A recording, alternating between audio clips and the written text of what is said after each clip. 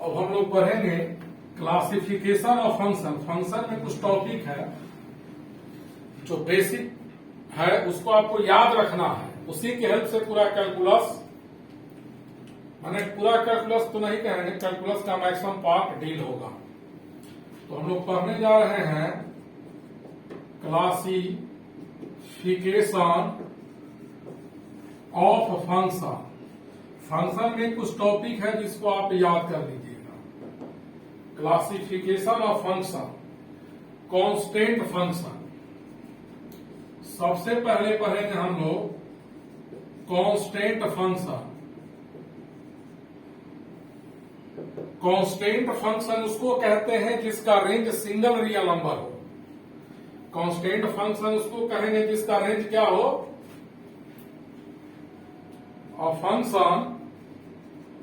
a function whose range is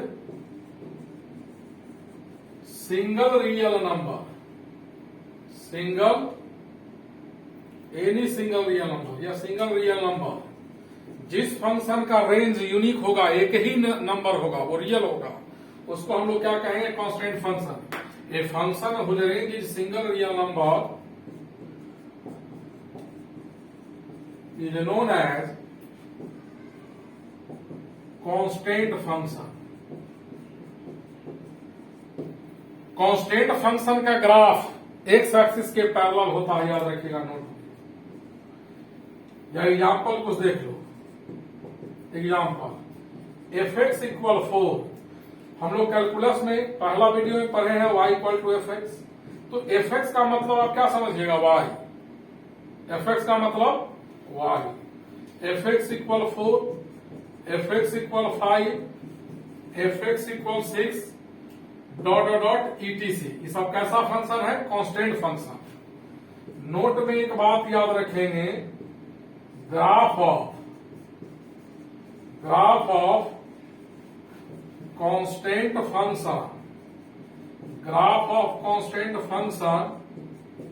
will be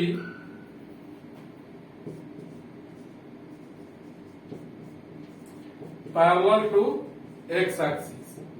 जो constant function होगा उसका ग्राफ x के पैरेलल होगा। जैसे यहां fx = 4 है, तो fx = 4, fx का मतलब y होता है, और y = 4 का ग्राफ आप 10th में भी पढ़े हैं। y है, इसमें x नहीं है। 1 2 3 4, यही स्ट्रेट लाइन होगा y = 4। इस लाइन पर y का वैल्यू सभी जगह 4 होगा, लेकिन x क्या होगा, चेंज करेगा। तो इस फंक्शन का रेंज 4 हुआ, और डोमेन क्या होगा, x का वैल्यू तो ऑल रियल नंबर है, तो इस फंक्शन का डोमेन ऑल रियल नंबर होगा। अब हम लोग पढ़ेंगे आइडेंटिटी फंक्शन। क्या पढ़ेंगे, आइडेंटिटी फंक्शन। आइडेंटिटी फंक्शन हम लोग पढ़ेंगे।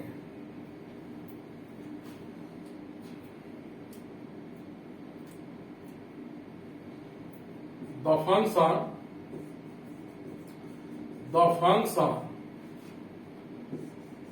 f(x) = x for all x belongs to R।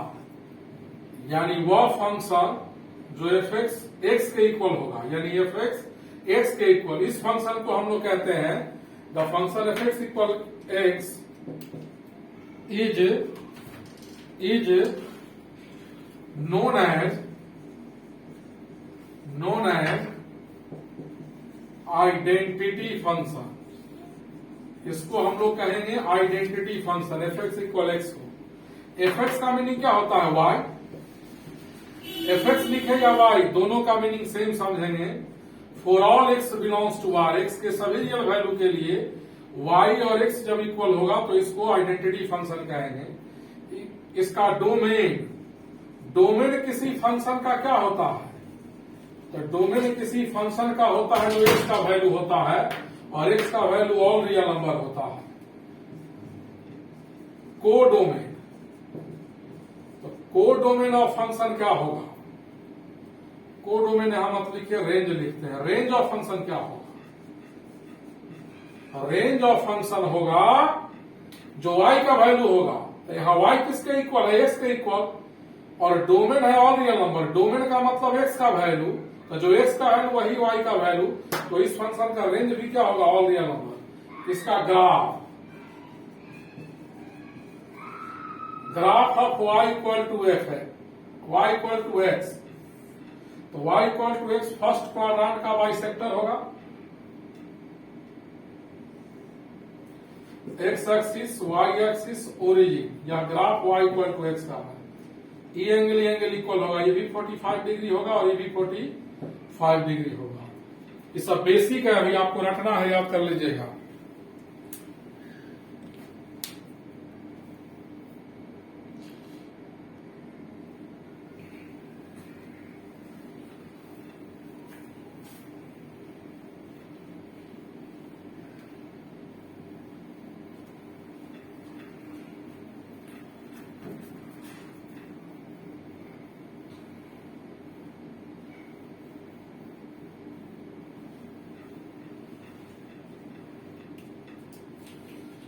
अब देखिए हम लोग पढ़ेंगे polynomial function. Polynomial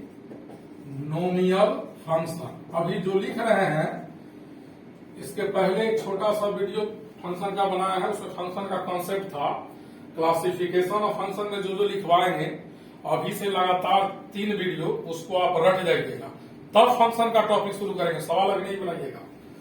polynomial function, polynomial word आप लोगों ने सुना होगा 8th क्लास में, हिंदी में इसको बहुपद कहते हैं। पोलिनोमियल उस एक्सप्रेशन को कहते हैं जिसमें x का पावर सभी जगह पॉजिटिव इंटीजर हो। देखो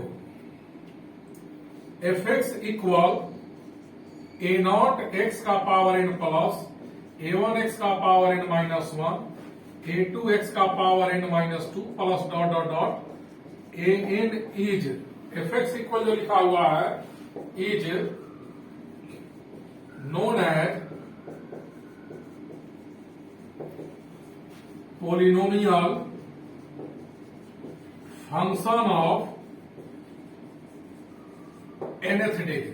nth डिग्री का इसको पोलिनोमियल फंक्शन क्यों कहेंगे, x का मैक्सिमम पावर n है। ऐसे पोलिनोमियल 2 तरह का होता है, कंप्लीट और इनकम्प्लीट, वो क्वालिटी में पढ़ाएंगे। nth डिग्री का पोलिनोमियल इसलिए कहा कि x का मैक्सिमम पावर कितना है, n है, और लास्ट टर्म क्या है, कांस्टेंट। तो यहां से देखिए 1 2 से लेकर n तक n टर्म होगा, और a0 a0 a1 a2 यहां से काउंट करेंगे तो टर्म का संख्या n प्लस 1 होगा। Where a0 a1 a2 a3 dot dot dot n क्या है, आर कॉन्स्टेंट्स। क्या है, कॉन्स्टेंट्स। जो x का पावर होगा n माइनस 1 n माइनस 2, इस सब का सब पॉजिटिव इंटीजर होगा। सब का सब क्या होगा, पॉजिटिव इंटीजर। यानी वो पोलिनोमियल तभी कहलाएगा जब x का पावर पॉजिटिव इंटीजर होगा। नोट में एक बात याद रखिएगा, पोलिनोमियल फंक्शन किसी डिग्री का हो उसका डोमेन ऑल रियल नंबर होता है। पोलिनोमियल फंक्शन किसी डिग्री का हो, पोलिनोमियल फंक्शन का डोमेन लिखिएगा ऑल रियल नंबर। वो ऑल रियल नंबर के लिए डिफाइंड होता है every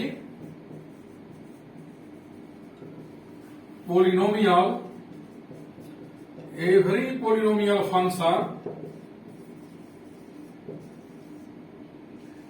is defined for all real numbers. सभी polynomial function all real number के लिए डिफाइंड होता है, इसीलिए therefore domain of every polynomial function, सभी पोलिनोमियल फंक्शन का डोमेन ऑल रियल नंबर होगा। अब कुछ एग्जाम्पल पोलिनोमियल का देते हैं, 4th डिग्री तक याद रखिएगा। fx equal ax plus b, इसमें x का पावर 1 है, या फर्स्ट डिग्री का पोलिनोमियल फंक्शन है, और 2 टर्म है, कंप्लीट पोलिनोमियल फंक्शन ही है। fx बराबर इतना ही polynomial function of first degree. Second example ax square plus bx plus c। जब भी सेकेंड डिग्री का मानना हो तो यही मानिएगा। एबीसी के बदले आप कोई भी लेटर ले सकते हैं। fx बराबर इतना, ये polynomial function, polynomial function of second degree. किस डिग्री का है? सेकेंड डिग्री का पोलिनोमियल फंक्शन हुआ। सेकेंड डिग्री में टर्म का संख्या 3 होगा, कंप्लीट पोलिनोमियल। जैसे देखिए सेकेंड डिग्री का पोलिनोमियल फंक्शन ही हुआ, क्योंकि x का मैक्सिमम पावर 2। ये भी सेकेंड डिग्री का है, ये भी सेकेंड डिग्री का है, ये भी सेकेंड डिग्री का है। यह तीनों इनकम्प्लीट हुआ। कंप्लीट में जिस डिग्री का पोलिनोमियल फंक्शन होता है टर्म एक ज्यादा होता है। सेकेंड डिग्री में 3 टर्म्स होंगे। ये पोलिनोमियल है सेकेंड डिग्री का, ये भी पोलिनोमियल फंक्शन सेकेंड डिग्री का, ये भी सेकेंड डिग्री का, लेकिन इनकम्प्लीट है। इसमें टर्म का संख्या पूरा नहीं है। जब भी आपको मानना हो तो पूरा मानिएगा। तीसरा example fx equal ax cube px square cx plus d is a polynomial function of third degree. इसको हम लोग पोलिनोमियल फंक्शन कहेंगे किस डिग्री का? थर्ड डिग्री का। फोर्थ डिग्री का मानना होगा तो क्या मानेंगे? fx equal ax4 bx cube cx square dx plus e is a polynomial function of fourth degree. जितना पोलिनोमियल फंक्शन लिखे हैं सवाल बनाने में यहां तक यूज होगा आपको आगे। पोलिनोमियल फंक्शन किसी डिग्री का हो उसका डोमेन जो होगा ऑल रियल नंबर। कोई पोलिनोमियल फंक्शन दिखे उसका डोमेन आंख बंद करके लिखिएगा ऑल रियल नंबर, क्योंकि पोलिनोमियल फंक्शन सभी रियल नंबर के लिए रियल होता है, डिफाइंड होता है। डिफाइंड वर्ड का मैथ में मीनिंग होता है रियल होना। कहीं लिखा रहेगा कि फंक्शन डिफाइंड है, डिफाइंड का मतलब रियल होगा।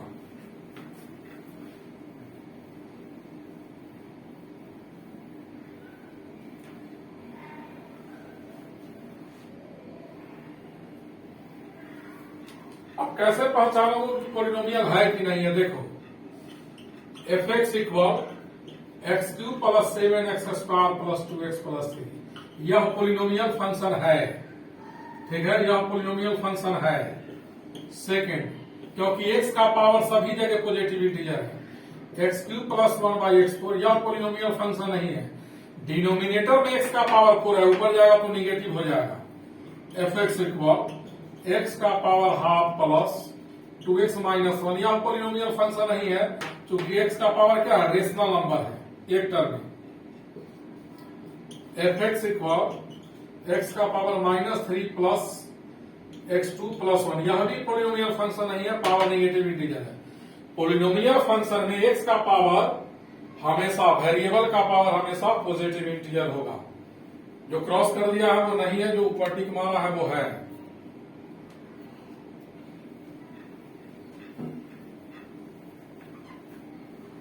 एक सवाल देखो, कहता है find the polynomial function of second degree. स्पष्ट लिखा हुआ है कि सेकेंड डिग्री का पोलिनोमियल फंक्शन निकालिए। Polynomial function fx, polynomial function fx, fx निकालना है सेकेंड डिग्री का। वेयर f0 इक्वल, f0 का वैल्यू 1 है and f-1 equal f1 equal 4 है। f0 का वैल्यू 1 है और f-1 और f1 दोनों 4 है। हमको निकालना है function fx, polynomial function fx निकालना है सेकेंड डिग्री का। तो सेकेंड डिग्री का जो स्टैंडर्ड फॉर्म होता है वो मान लेंगे। तो लेट fx इक्वल माना ax square plus bx plus c, यह सेकेंड डिग्री का स्टैंडर्ड फॉर्म है। अब f01 है तो इसमें पुट कर रहे हैं x का वैल्यू 0, तो यहाँ f0 हो जाएगा x का value,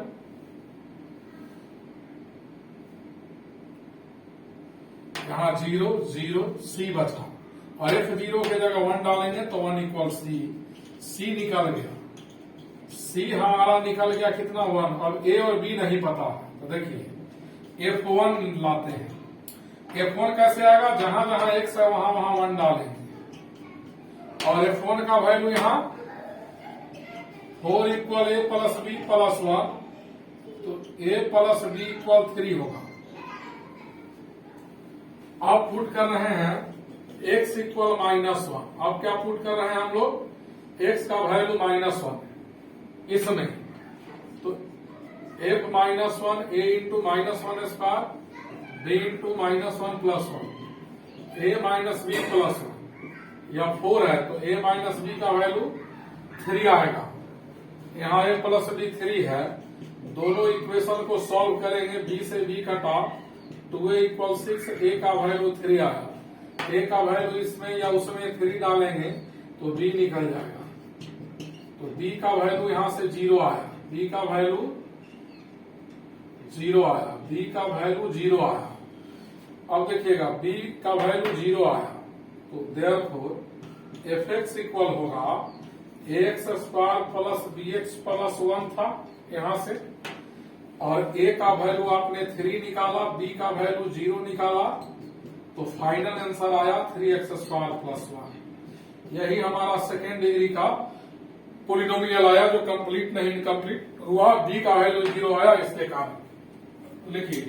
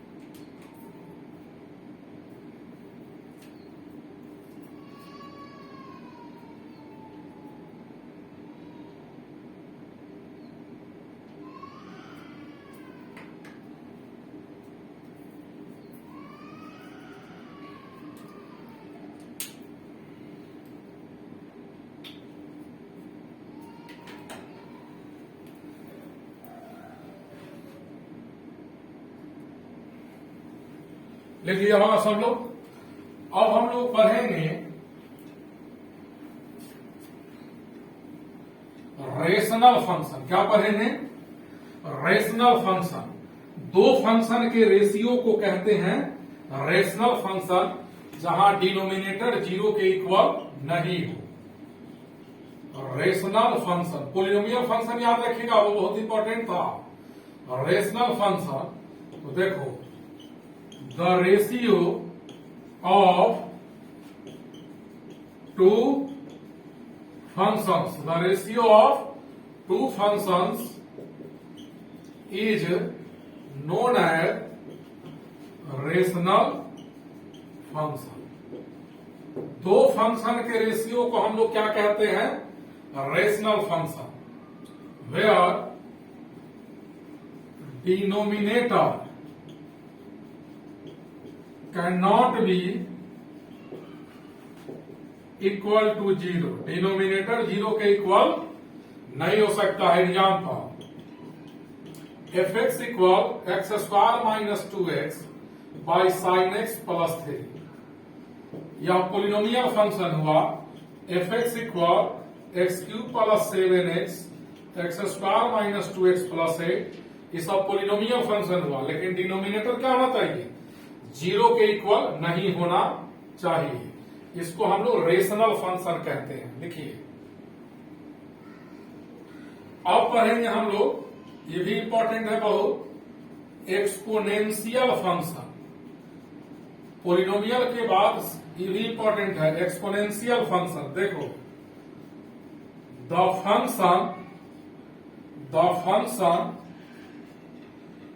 function f x equal a का power x, f x equal a का पावर एक्स, जहां ए का वैल्यू 0 से बड़ा होगा लेकिन 1 नहीं होगा। बेस में जो ये है वो कांस्टेंट है, 0 से बड़ा लेकिन 1 नहीं। एफ एक्स इक्वल ए का power x is known as exponential function. इसको हम लोग कहेंगे एक्सपोनेंशियल फंक्शन। एक्सपोनेंशियल फंक्शन जो ए का पावर एक्स है यह ऑल रियल नंबर के लिए डिफाइंड होता है। एफ एक्स इक्वल जो ए का पावर एक्स है, एफ एक्स इक्वल ए का power x all real number के लिए 0 से बड़ा होगा, चाहे एक्स का वैल्यू हम कुछ भी पुट करें। यानी कि एक्सपोनेंशियल फंक्शन हमेशा पॉजिटिव होता है। ए का पावर एक्स हमेशा 0 से बड़ा होगा। एक्स के जगह कोई भी रियल नंबर पुट करेंगे जहां ए क्या है 0 से बड़ा लेकिन 1 नहीं, तो यह फंक्शन एक्स के ऑल रियल नंबर के लिए डिफाइंड है। तो इस फंक्शन का डोमेन क्या हो गया ऑल रियल नंबर, यानी एक्सपोनेंशियल फंक्शन का डोमेन याद रखिएगा all number, all real number.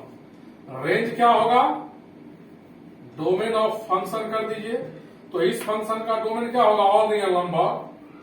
और रेंज ऑफ फंक्शन क्या होगा, रेंज होता है किसी फंक्शन का जो न्यूमेरिकल वैल्यू होगा वह उसका रेंज कहलाएगा।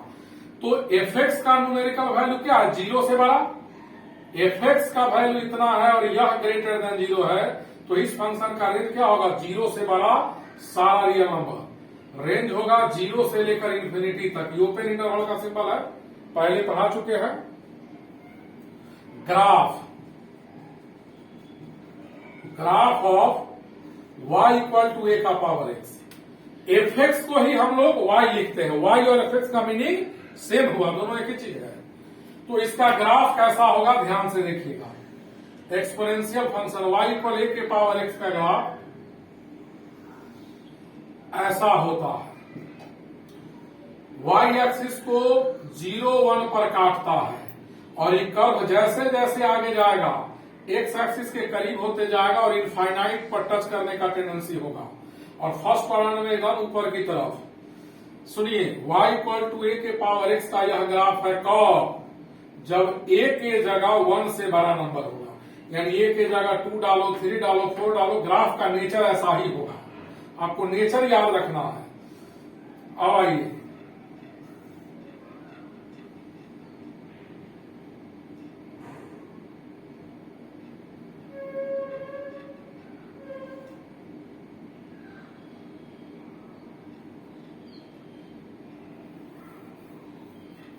ठीक से देखो,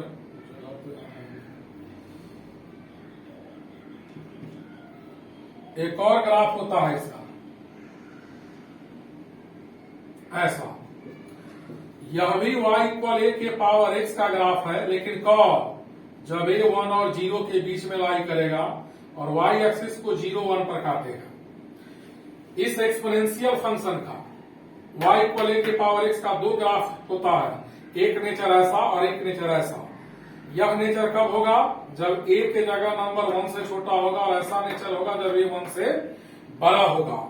एक्सपोनेंशियल फंक्शन कोई भी हो, यानी समझो नंबर का पावर x, जो नंबर है वो क्या हो 0 से बड़ा, यहां जो नंबर a के जगह हो वो 0 से बड़ा और 1 नहीं, तो इसको एक्सपोनेंशियल फंक्शन कहेंगे। और एक्सपोनेंशियल फंक्शन कोई हो उसका डोमेन ऑल रियल नंबर और रेंज पॉजिटिव रियल नंबर। लिखिए पहले इतना। और सवाल उठता है कि ग्राफ ऐसे कैसे खींच देते, कि एग्जाम्पल देकर क्लियर करते हैं।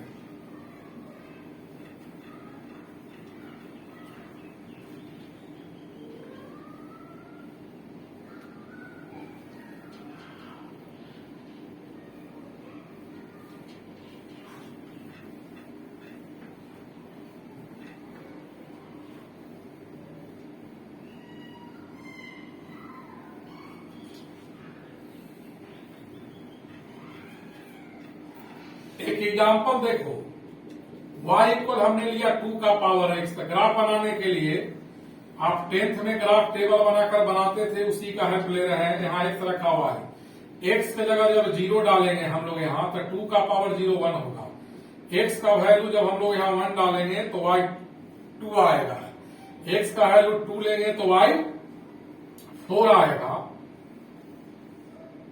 और x का वैल्यू -1 लेंगे, यहाँ -1 लेंगे, 2 का पावर -1 तो 1/2 हो जाएगा। 2 का पावर -2 लेंगे तो 1/4 हो जाएगा। और सभी पॉइंट को लोकेट करके आपस में ज्वाइन कर दीजिए। ग्राफ का नेचर केवल याद रखना है, एक्चुअल पोजीशन से मतलब अभी नहीं है। y = 2 का पावर x, a के जगह जो नंबर लिया है यह 1 से बड़ा है। तो देखिए x 0 तो y 1, x 0 तो y 1, यहां का कोऑर्डिनेट हुआ 0 1, x 1 तो y 2, x 1 तो y 2, x 1 तो y 2 और x 2 है तो y हमारा 4 है। उसके बाद x -1 तो y का वैल्यू क्या है, हाफ यहां होगा। x का वैल्यू -2 है तो y का वैल्यू 1/4 यहां होगा।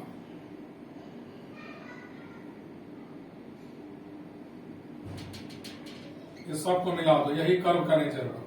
अब यह कर्व जैसे जैसे आगे जाएगा एक्सिस के करीब होते जाएगा, लेकिन इसको इनफाइनाइट पर टच करने का टेंडेंसी हुआ। यहाँ का कोऑर्डिनेट क्या हो गया, 0 1। यह ग्राफ हुआ y = 2 का पावर x। तो नेचर क्या हुआ, a के पावर x जैसा। यहाँ a क्या है, 1 से बड़ा है।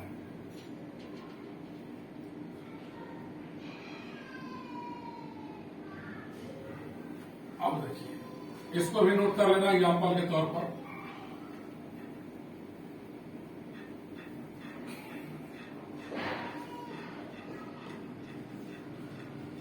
लॉगरिथमिक फंक्शन,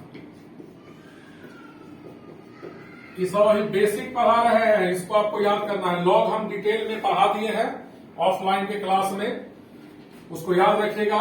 जिनका नहीं पढ़ा हुआ है उनके लिए पुनः हम थ्योरी लिख देंगे इसका, प्रॉपर्टी। लॉगरिथमिक फंक्शन देखो, the function f(x) equal log x to the base a, यानी इसको पढ़ेंगे log x to the base a, जहां a 0 से बड़ा होगा, a 1 नहीं होगा, और x 0 से बड़ा होगा।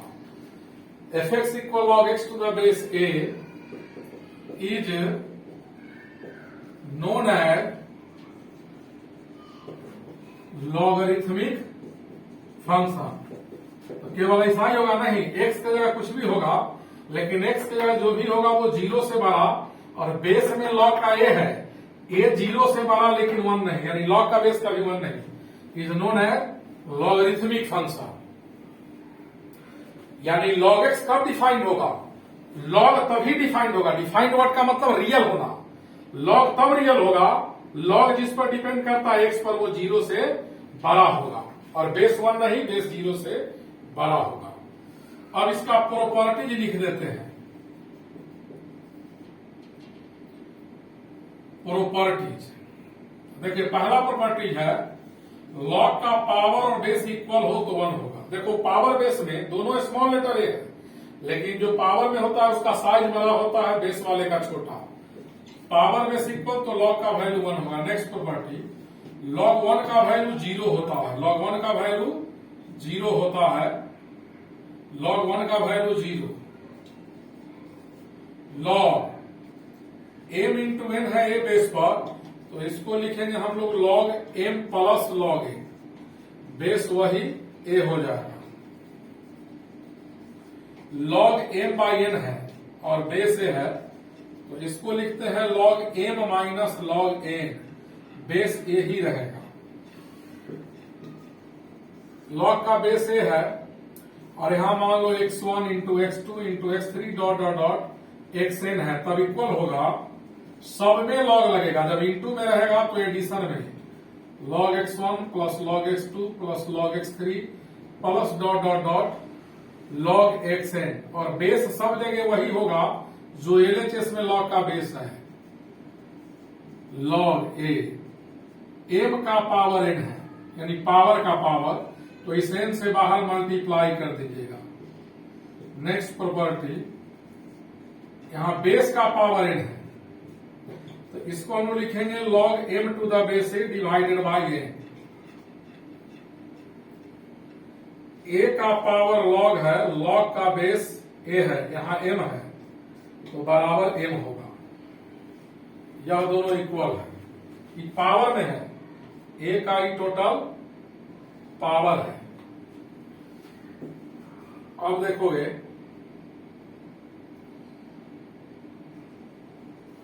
log b to the base a को लिखते हैं log b by log a। दोनों जगह बेस क्या होगा, जो भी होगा सेम होगा। पूरे कैलकुलस में लॉगरिथमिक सवाल का स्टडी ई बेस पर करते हैं, याद रखिएगा। log b to the base a को 1 by log a to the base b लिखते हैं। पावर बेस जब इंटरचेंज होता है तो न्यूमरेटर का log डिनोमिनेटर में आ जाएगा। log b to the base a को इतना भी लिखते हैं log b के जगह c लिखा है यहाँ a इंटू log, यहाँ पावर में c है तो यहाँ बेस में c होगा, यहाँ b फिर लिख दिया। इसको log c by log a लिखेंगे इस फॉर्मूला से, log b by log c cut करके फिर यही आ जाएगा।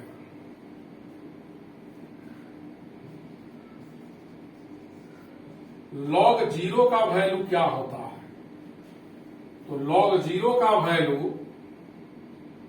प्लस इन्फिनिटी भी होता है और माइनस इन्फिनिटी भी होता है। देखिए यहां log 1 का वैल्यू 0 और log 0 का वैल्यू प्लस इन्फिनिटी। तो log 0 का वैल्यू प्लस इन्फिनिटी तब होगा जब a 1 से छोटा और 0 से बड़ा होगा। log 0 का वैल्यू माइनस इन्फिनिटी तब होता है जब a 1 से बड़ा होता है। log 0 का वैल्यू माइनस इन्फिनिटी होगा जब log का बेस 1 से बड़ा होगा, यानी log 0 अनडिफाइंड होता है, याद रखिएगा। log इन्फिनिटी का वैल्यू क्या होता है, यह भी प्लस इन्फिनिटी और माइनस इन्फिनिटी होता है। log 0 भी प्लस इन्फिनिटी माइनस इन्फिनिटी और log इन्फिनिटी का ही वैल्यू प्लस इन्फिनिटी और माइनस इन्फिनिटी होता है। यह तब होगा जब a 1 से बड़ा होगा और यह तब होगा जब a 1 और 0 के बीच में होगा।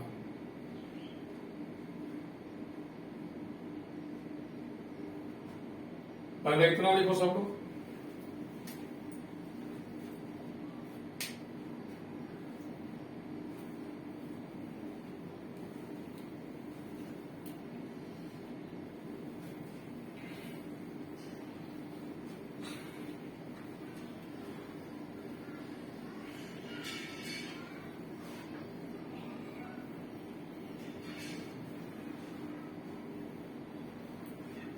और नेक्स्ट प्रॉपर्टी याद रखोगे कि यदि x और y इक्वल है देन log x और log y भी इक्वल होगा सेम बेस पर। यदि log x ग्रेटर देन है log y से बेस पर, log x बड़ा है log y से, देन पहला point x greater than y होगा या x लेस देन y होगा। log x greater than log y, तो log हटने पर इनइक्वालिटी सेम है पहला बार। ऐसा तब होगा जब बेस 1 से बड़ा, यानी log का बेस 1 से बड़ा है तो log हटाने पर इनइक्वालिटी का साइन चेंज नहीं करेंगे। अगर बेस 1 और 0 के बीच में है तो log हटने पर इनइक्वालिटी का साइन चेंज कर दीजिएगा। एक log x लेस देन है log y a बेस पर, देन थ्योरी कहता है यहां x लेस देन y, यानी log हटाने पर सेम इक्वालिटी है। यह तब होगा जब बेस 1 से बड़ा। x ग्रेटर देन y होगा जब a 1 और 0 के बीच में होगा। Next property, if log m to the base a greater than b है देन क्या होगा। इधर log है इधर log नहीं है, log m बड़ा है b से a बेस पर, तो यहां लिखेंगे m ग्रेटर देन a का पावर b या m लेस देन a का पावर। सेम इनइक्वालिटी तब लिखेंगे जब बेस 1 से बड़ा और इसमें बेस 1 और 0 के बीच। log m to the base a का वैल्यू b से छोटा है, देन हम लोग लिखेंगे m लेस देन a का पावर b या m ग्रेटर देन a का पावर b। यहाँ a का पावर b है, या तब लिखेंगे m लेस देन a का पावर b जब b का वैल्यू a का वैल्यू 1 से बड़ा होगा, a का वैल्यू 1 और 0 के बीच में होगा। ये लॉ का प्रॉपर्टी है, सब लोग को याद रखना होगा। एक प्रॉपर्टी और लिखिएगा, a का पावर लॉग है यहाँ c और b, तो a और b इंटरचेंज कर दीजिएगा, b का power log a to the base c हो जाएगा।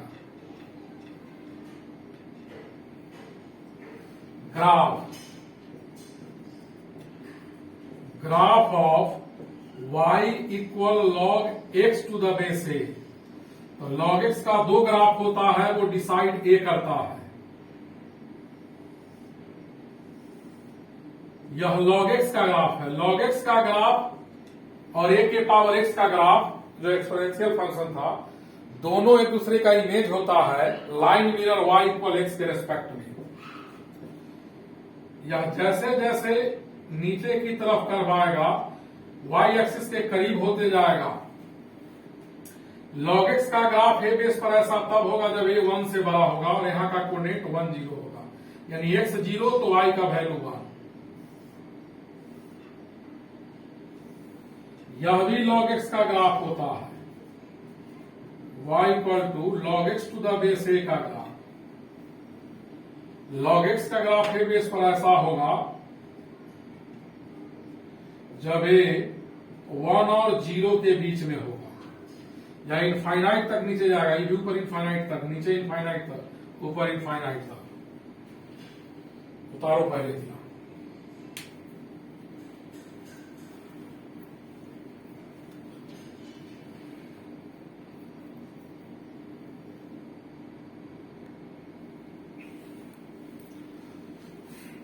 तो लॉगरिथमिक फंक्शन का सारा प्रॉपर्टी भी लिख दिया।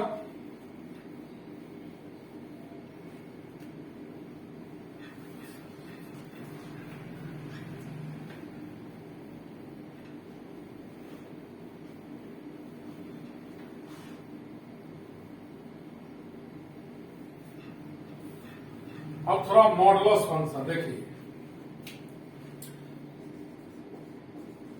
जिसमें मॉड लगेगा सब मॉडुलस फंक्शन होगा, लेकिन डिफिनेशन अब एक लिख रहे हैं, मॉडुलस फंक्शन। देखो, the function f x equal mod x is known as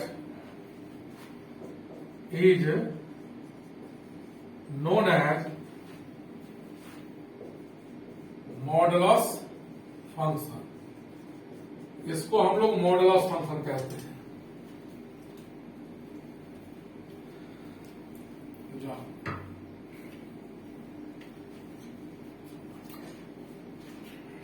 बंद करो अच्छा से।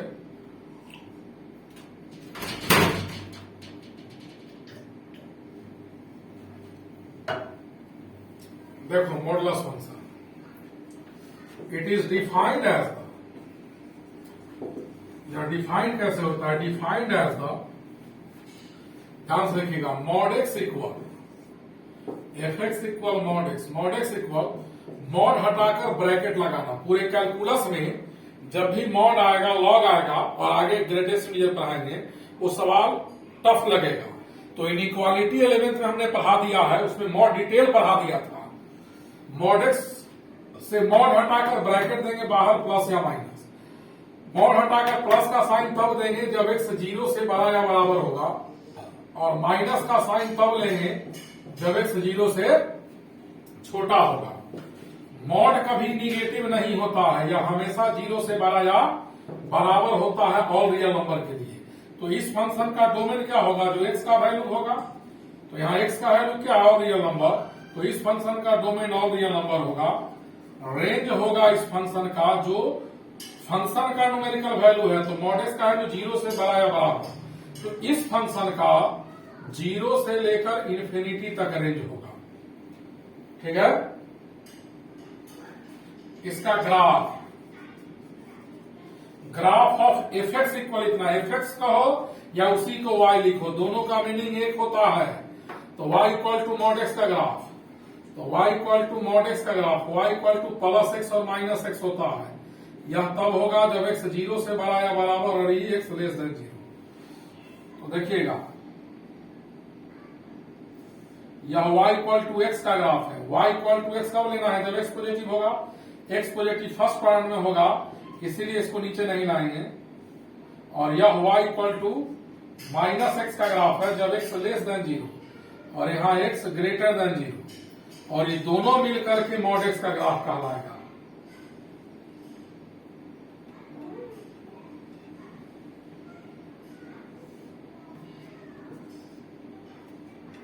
यह दोनों मिलकर मॉड एक्स का ग्राफ है जिसका कॉर्नर का है ओरिजिन पर है।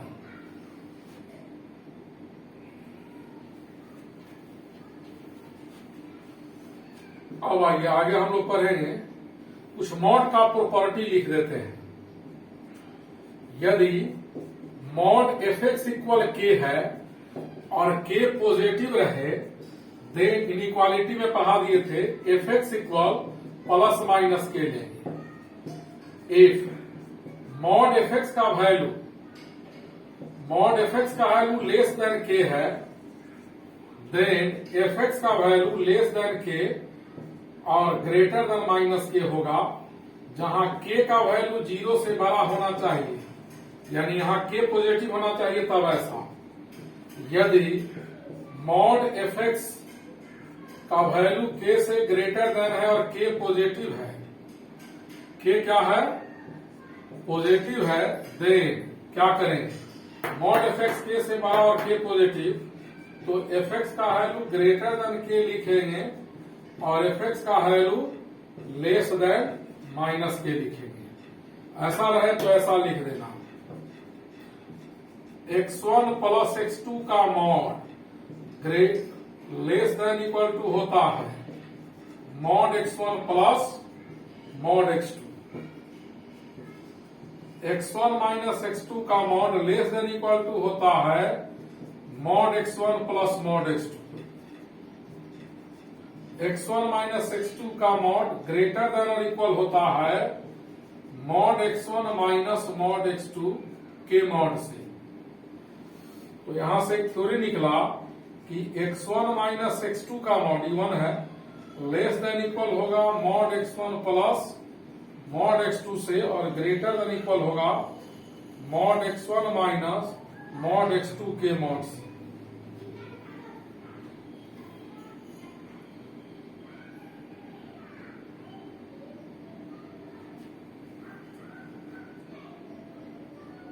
और भी बहुत सारा प्रॉपर्टी है।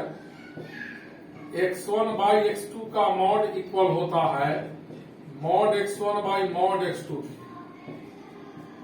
x के पावर n का मॉड होगा मॉड x का power n। x1 into x2 का मॉड होता है mod x1 into mod x2। सब रट लीजिएगा, काम देगा आपको। ऐसे जो लोग इनइक्वालिटी पढ़ रहे हैं डिटेल बता दिए हैं। मॉड x का ग्राफ ऐसा होता है, आपको याद रखना है। वीडियो लिखते समय पॉज करके लिखिएगा।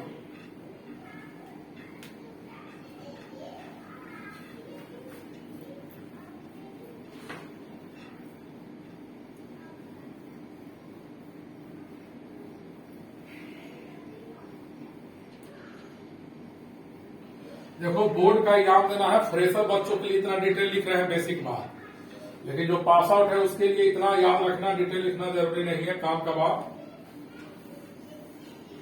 अब देखो आगे हम लोग पढ़ रहे हैं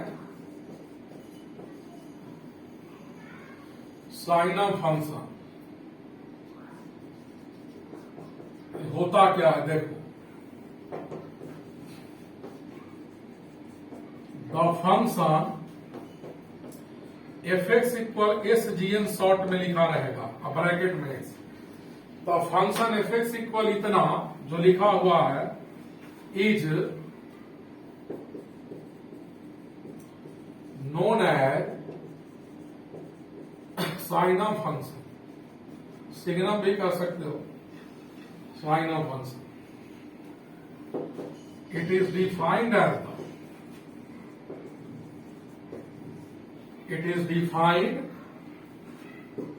द, देखिएगा कैसे डिफाइंड होता है। F x equal s g n x है, यह डिफाइंड होता है एस जी एन ब्रैकेट में एक्स है तो मॉड एक्स बाई एक्स या एक्स बाई मॉड एक्स लिखते हैं और zero. S g n x, x जो भी क्वांटिटी रहे उसका मॉड बाई उतना या उतना बाई उसका मॉड, ये तब लिखेंगे जब एक्स हमारा जीरो नहीं होगा और यहाँ एक्स जीरो होगा। तो मॉड एक्स बाई एक्स में कब लिखते हैं, जब एक्स जीरो नहीं है। तो एक्स जीरो नहीं है तो जीरो से बड़ा या जीरो से छोटा होगा। एक्स अगर जीरो नहीं है तो क्या होगा, जीरो से बड़ा या जीरो से छोटा। तो जब जीरो से बड़ा होगा तो मॉड हटाने पर ऊपर प्लस लेंगे, और जीरो से छोटा होगा तो यहां मॉड हटाने पर माइनस लेंगे।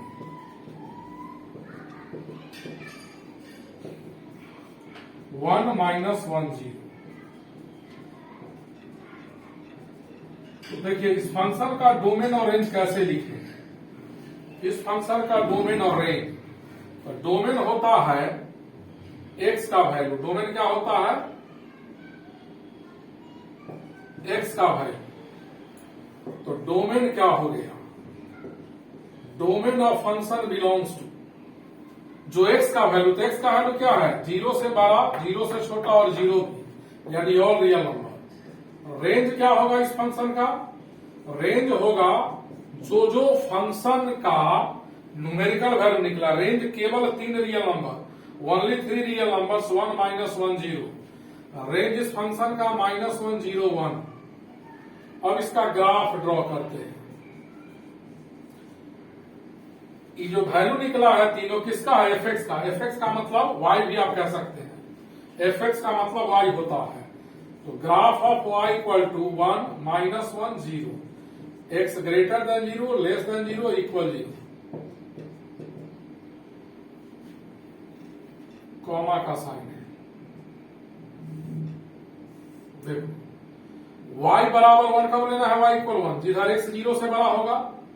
तो देखिए यहां 1 लिया और यहां -1। तो यह ग्राफ हमारा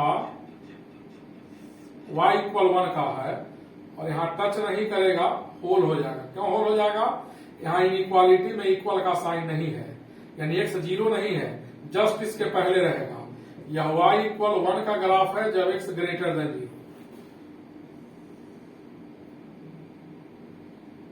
यह y इक्वल -1 का ग्राफ है जब x लेस देन 0। अब देखो यहां y इक्वल 0 है कब, जब x 0, और दोनों 0 और 0 तो होगा, थोड़ा डार्क कर देना। ये ग्राफ है जब यहां x 0 तो y 0 होगा। यहां लिखिए सब लोग।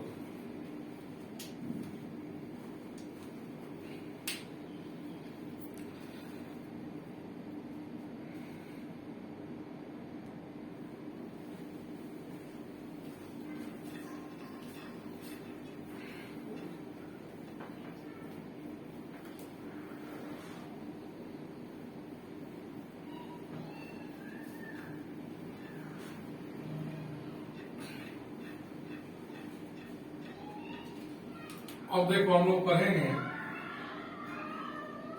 Greatest integer function. Greatest integer function बहुत इंपॉर्टेंट है, टफ लेवल का सवाल मेंस वगैरह में इस पर आता है कैलकुलस से, इसको याद रखिएगा। ग्रेटेस्ट इंटीजर नहीं भूलिएगा, लॉगरिथम नहीं भूलिएगा और मॉड नहीं भूलिएगा।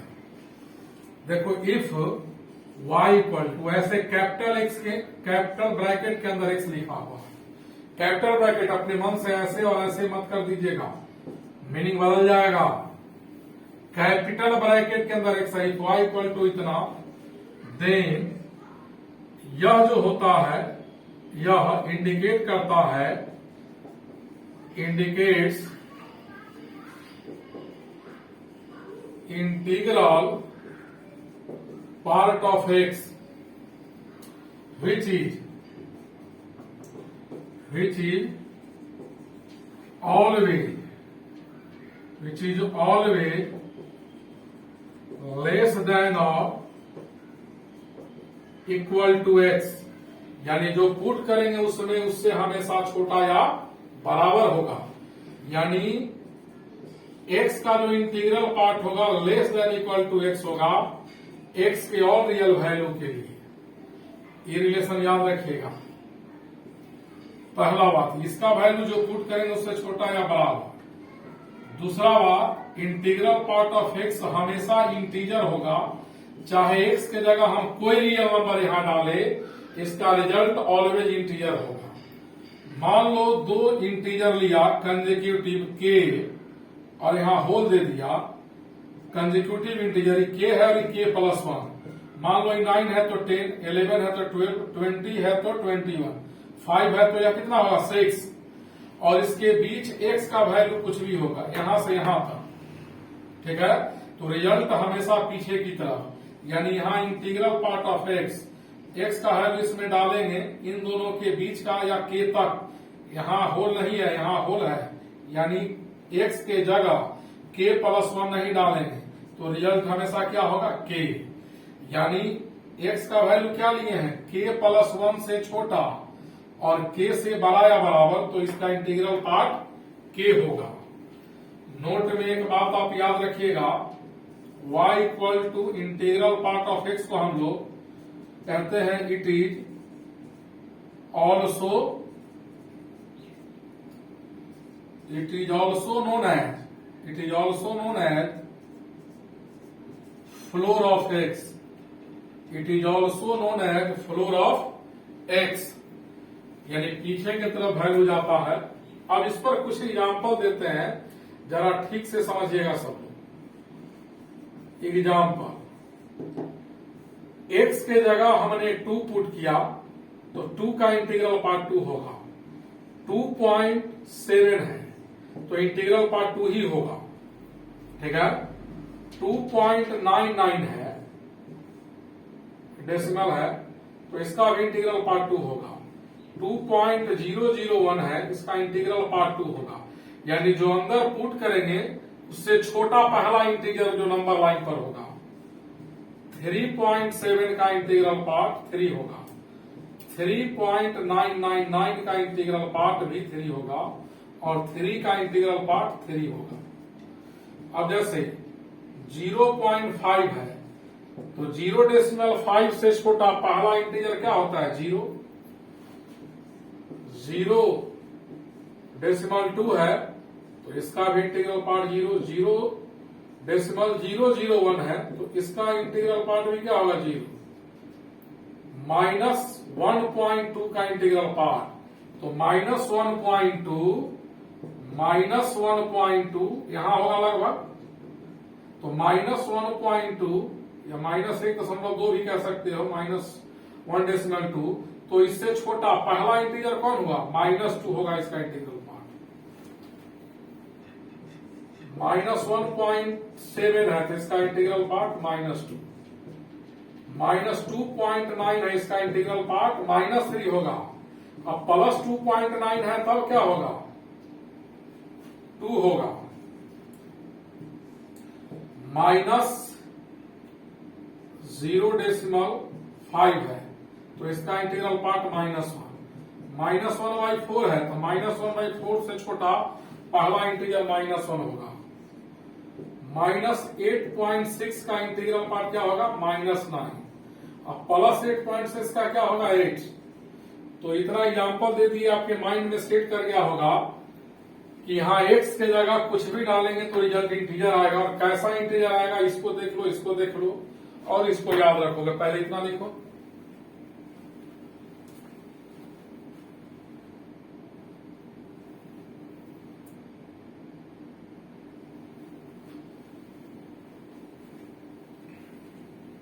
लिखिए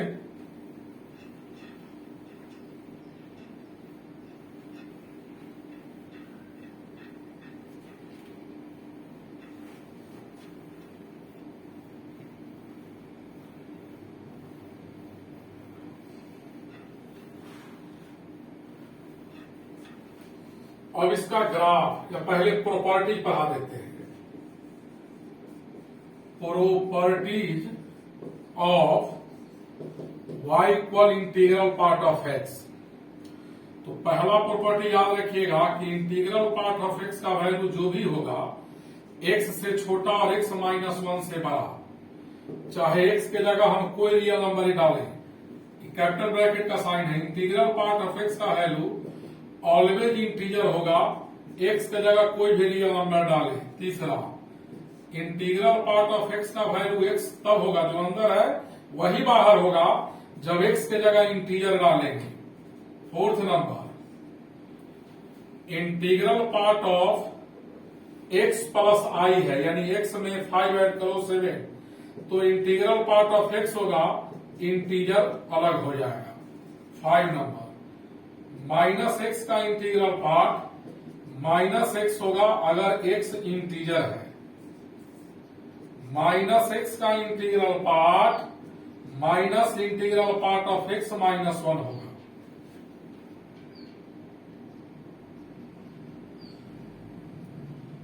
x के जगह इस वजह से 2.3 डालते हैं तो ये माइनस 2.3 होगा, डायरेक्ट माइनस 3 लिखेंगे, इसमें 2.3 डालेंगे तो बाहर 2 आएगा, माइनस 1 माइनस 3 हो जाएगा।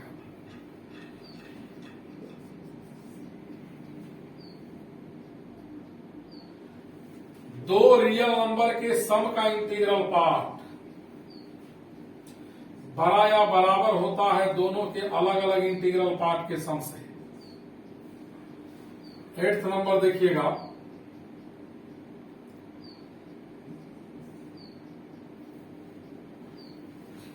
नंबर, अगर इंटीग्रल पार्ट ऑफ x का वैल्यू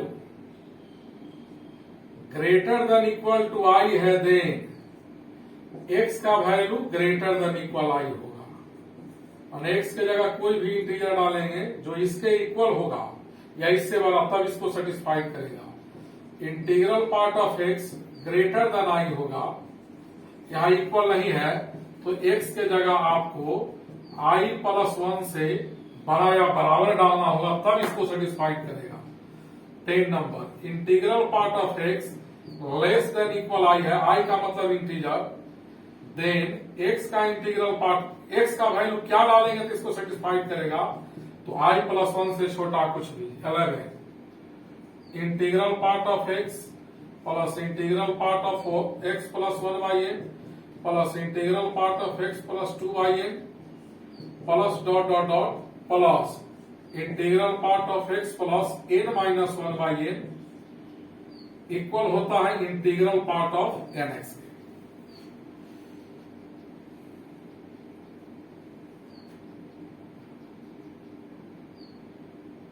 इसको लिखो सब लोग, उसके बाद इसका ग्राफ बताते हैं।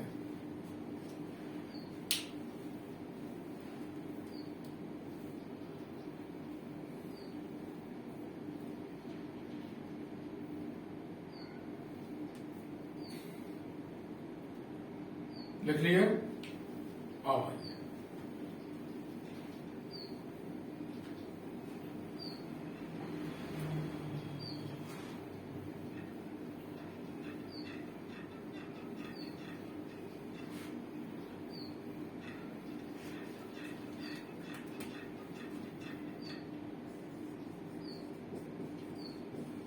Graph of y equal to integral part of x। इसके ग्राफ के लिए प्रॉपर्टी याद रखिएगा, यहाँ x का वैल्यू डालेंगे, यहाँ y निकलेगा, x 1 से छोटा ग्रेटर देन इक्वल टू 0। इस इंटरवल में कोई भी x का वैल्यू लेंगे तो y का वैल्यू 0 आएगा, x का वैल्यू 2 से छोटा 1 से बड़ा या बराबर लेंगे तो 1 आएगा, x का वैल्यू 3 से छोटा और 2 से ग्रेटर देन इक्वल तो 2 आएगा, x का वैल्यू 4 से छोटा 3 से ग्रेटर देन इक्वल 3 आएगा, x का value less than 0 greater than equal to minus 1 आएगा, तो इसका इंटीग्रल पार्ट माइनस 1 होगा, x लेस देन माइनस 1 और greater than equal to minus 2, यानी x का वैल्यू इन दोनों के बीच का कोई भी नंबर लेंगे तो इसका इंटीग्रल पार्ट माइनस 2 आएगा, और माइनस 2 से लेस देन माइनस 3 के इक्वल तक लेंगे तो माइनस 3 आएगा। तो 0 से 1 हर यूनिट इंटरवल के बाद ग्राफ का पोजीशन चेंज करेगा। देखिएगा ध्यान से,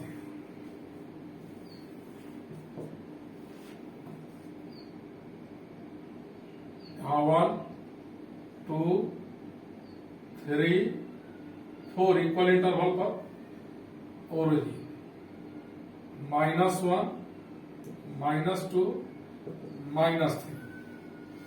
अब आइए 1 2 3 4 -1 -2 -3। देखोगे यहां x अगर 0, पहले इसका ड्रॉ कर लीजिए, x अगर 1 के इक्वल है, x1 यहां डालेंगे तो y भी क्या आएगा 1, यानी x1 तो y1, x1 तो y1। अगर x का वैल्यू 1 से बड़ा लेंगे 1 पॉइंट कुछ तो y1 आएगा। x का वैल्यू 1.7 लेंगे, जैसे यहाँ y equal to integral part of x है, यहाँ x की जगह 1 डालेंगे तो y1 आएगा। 1.9 डालेंगे फिर भी क्या आएगा 1 आएगा। इस सब पॉइंट को मिलाएंगे तो एक स्ट्रेट लाइन बनेगा। और 2 डालेंगे, यहाँ x की जगह 2 डालेंगे तो 2 आएगा, यहां चला आएगा, इसीलिए यहाँ राइट हैंड पर क्या होगा होल। इस ग्राफ का लेंथ 1 यूनिट से थोड़ा कम है, 1 के सामने होल नहीं होगा। देखिए 1 के सामने होल नहीं होगा, होल कहां है 2 के सामने, 2 लेने पर पॉइंट यहां आएगा। अब x की जगह इसमें 2 डालेंगे तो 2 है, 2.1 2.2 2.3 2.99 डालेंगे तो 2 ही आएगा। यह ग्राफ हुआ। और 3 जब पुट करेंगे इसमें, यहां हम x की जगह 3 डालेंगे तो y भी क्या आएगा 3 3 3 यहां चला आएगा, यहां होल होगा। यह ग्राफ 1 2 के बीच में, यह ग्राफ 2 3 के बीच में है, तो नेक्स्ट ग्राफ क्या होगा 3 और 4 के बीच में होगा। हर ग्राफ का लेंथ 1 यूनिट से थोड़ा कम होता है। अब देखिए, अगर x का वैल्यू 1 से छोटा, 0 से ग्रेटर देन और इक्वल लेंगे, यानी x 0 लेंगे तो y 0, और 0 से बड़ा लेकिन 1 से छोटा, x का वैल्यू यहां से यहां तक कुछ भी लेंगे तो y 0 x एक्सिस पर होता है, इसी को डाल कर दीजिए। 1 लेते तो यहां आ जाता, तो यहां 1 पर क्या हो जाएगा होल। और x का वैल्यू अगर हम -1 लेंगे तो y भी क्या होगा -1, x का वैल्यू -1 लेंगे तो y -1, x का वैल्यू -0.1 लेंगे तो -1 होगा, और x का वैल्यू 0 लेंगे तो ओरिजिन पर आएगा, यहां टच नहीं करेगा, होल हो जाएगा। अब आइए सब ग्राफ अब इसी शेप का बना दो। यह 0 -1 के बीच में है, तो नेक्स्ट ग्राफ कहां होगा -1 -2 के बीच में, इन दोनों के बीच में यह ग्राफ हुआ। नेक्स्ट ग्राफ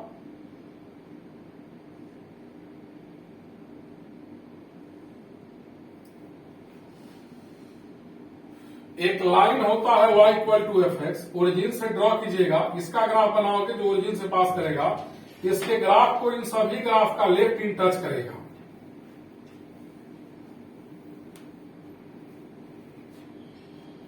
लिखिए इसको, लिखते समय पॉज कर देना, पहले वीडियो देखना, फिर एक वीडियो देखकर पॉज करना, फिर लिखना, फिर देखना, फिर पॉज करना, फिर लिखना।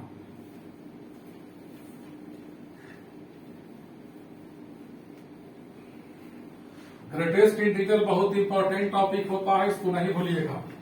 अभी बेसिक पढ़ा रहे हैं, इसको याद कर लीजिएगा 3 बार 4 बार 5 बार समझ करके।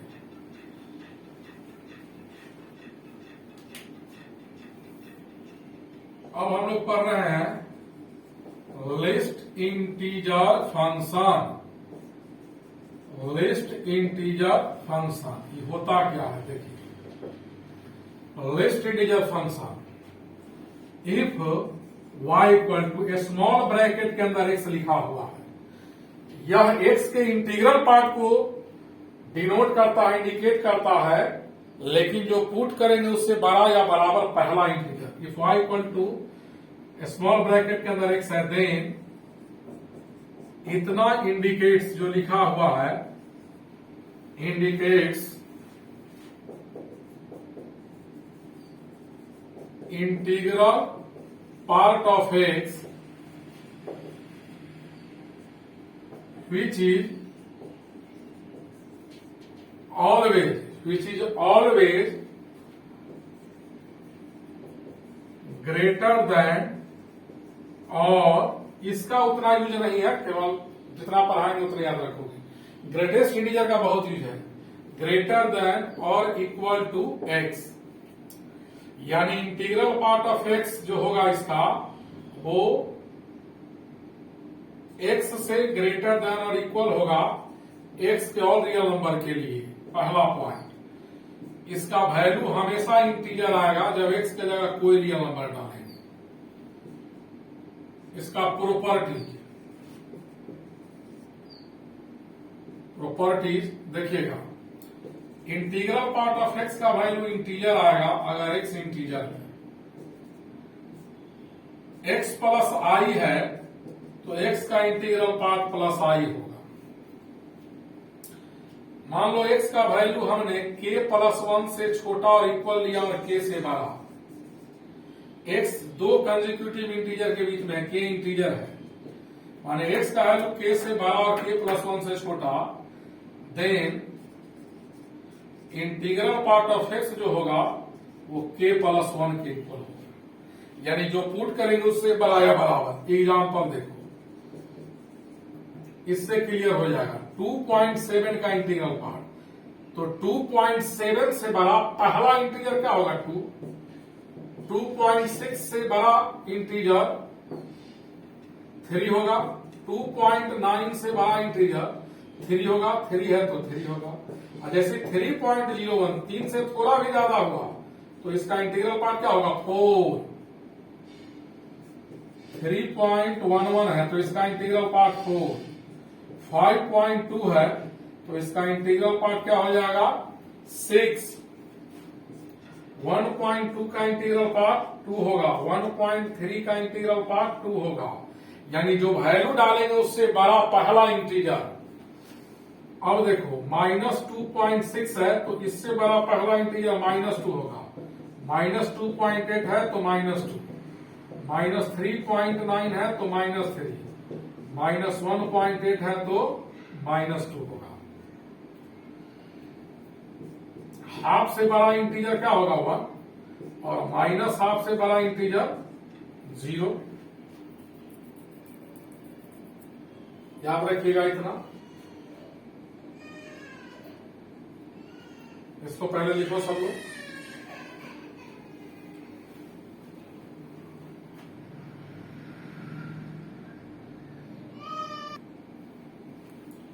लिख लिए होइएगा सब लोग। अब इसका ग्राफ बताते हैं। ग्रेटेस्ट इंटीजर का उल्टा इसका ग्राफ होगा, उसका ग्राफ y इक्वल एक्स के नीचे था, इसका graph y equal to x के ऊपर होगा।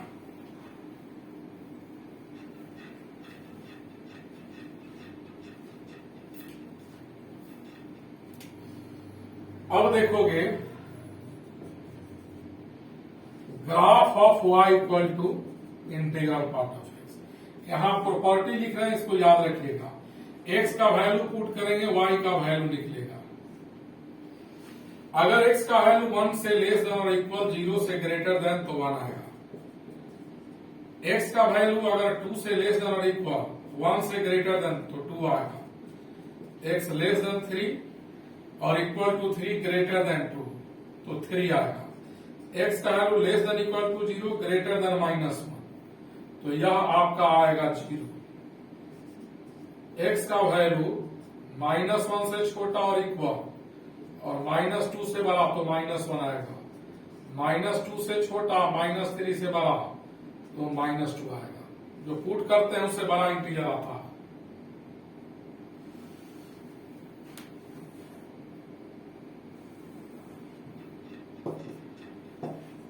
देखिएगा 1 2 2। अगर x1 लेंगे तो क्या आएगा, इसमें हम x के जगह 1 डालेंगे, x1 डालेंगे तो y भी क्या आएगा 1 1 यहां होगा।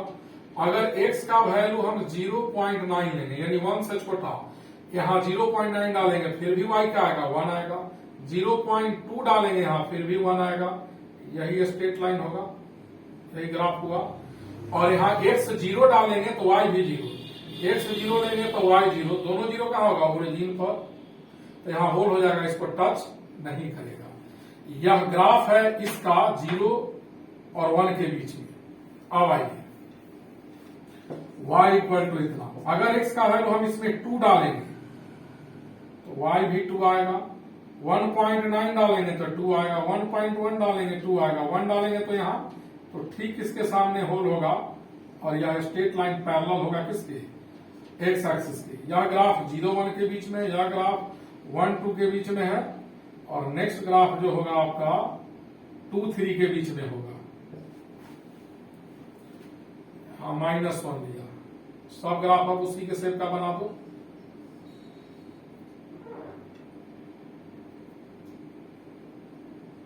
यहां होल होगा, -1 -2। इसमें राइट इंड पर होल होता है। कहां होल होगा? राइट इंड पर, लेस्ट इंटीजर में। और ग्रेटेस्ट इंटीजर में क्या था? लेफ्ट इंड पर होल होता था। यही ग्राफ होता है।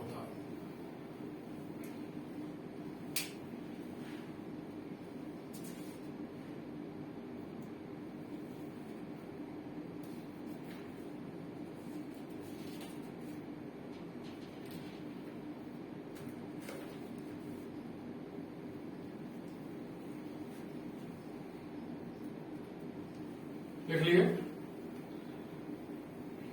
अभी एक इंपॉर्टेंट टॉपिक पढ़ाने जा रहा है, उस पर भी सवाल आता है।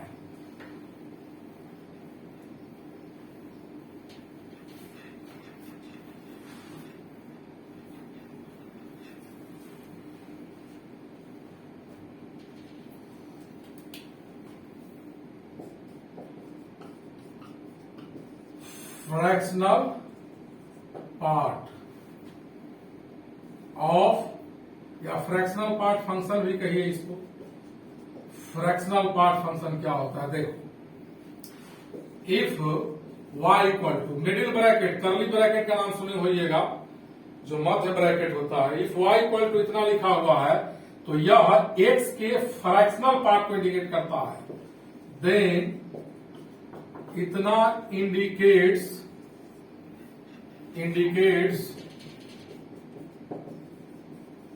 Fractional part of x। यह x के फ्रैक्शनल पार्ट को इंडिकेट करता है, ठीक है। और फ्रैक्शनल पार्ट ऑफ x का वैल्यू ऑलवेज 1 से छोटा, ग्रेटर देन इक्वल 0 होगा, चाहे x के जगह कोई रियल नंबर पुट करे। यानी इसका वैल्यू जो भी होगा 1 से लेस है, 0 से ग्रेटर और इक्वल। x की जगह कुछ भी डालेंगे हम लोग। इसका प्रॉपर्टीज देखिएगा।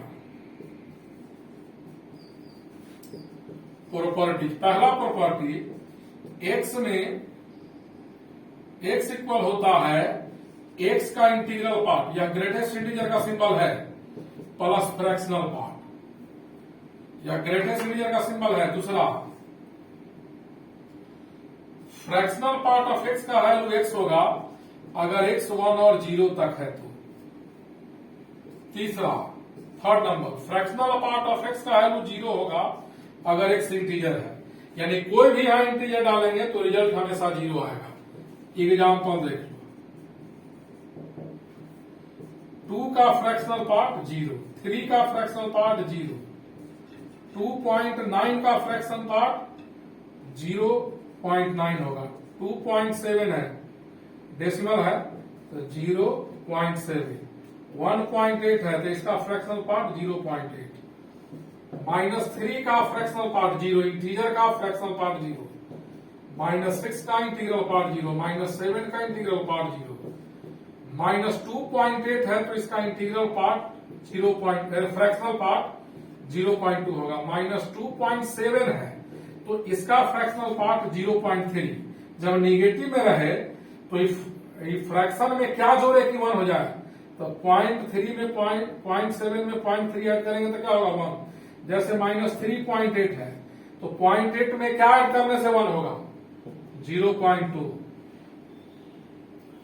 इसका ग्राफ कैसे बनता है तो देखो, अगला पॉइंट है graph of y equal to fractional part of x।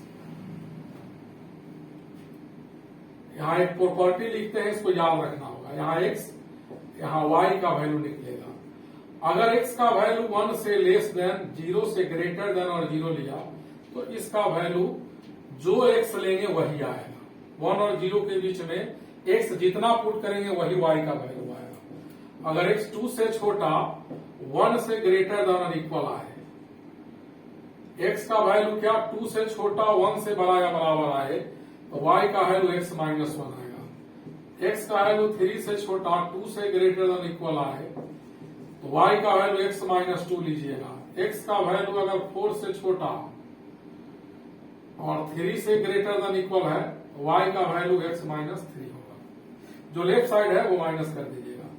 अगर x 0 से less than greater than minus 1 है तो y का वैल्यू x माइनस, जब माइनस 1 को सब्ट्रैक्ट करेंगे तो माइनस माइनस क्या हो जाएगा, प्लस 1 होगा।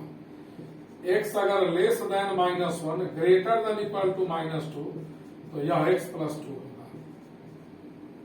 x लेस देन माइनस 2 और यहाँ माइनस 3 है तो यहाँ x प्लस 3 होगा। अब इसका ग्राफ देखिए।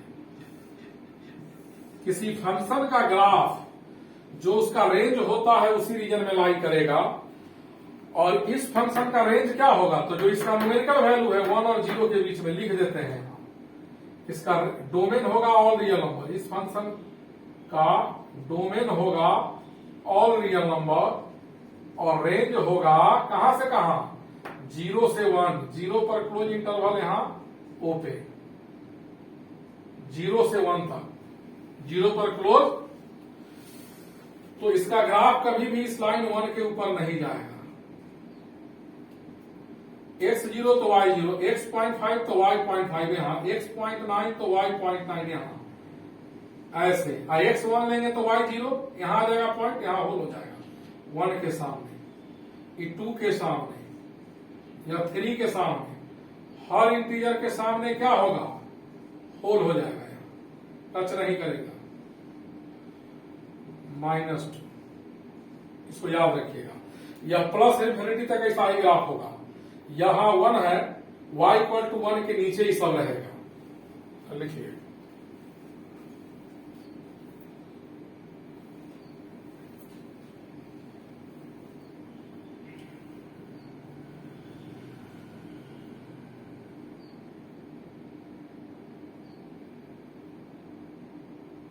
लिखिए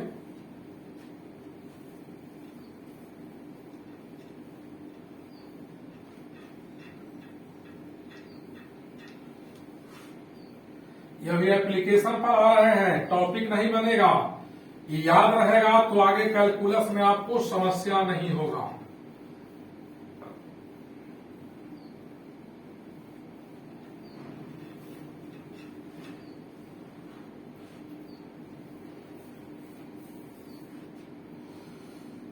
अब देखिएगा आगे,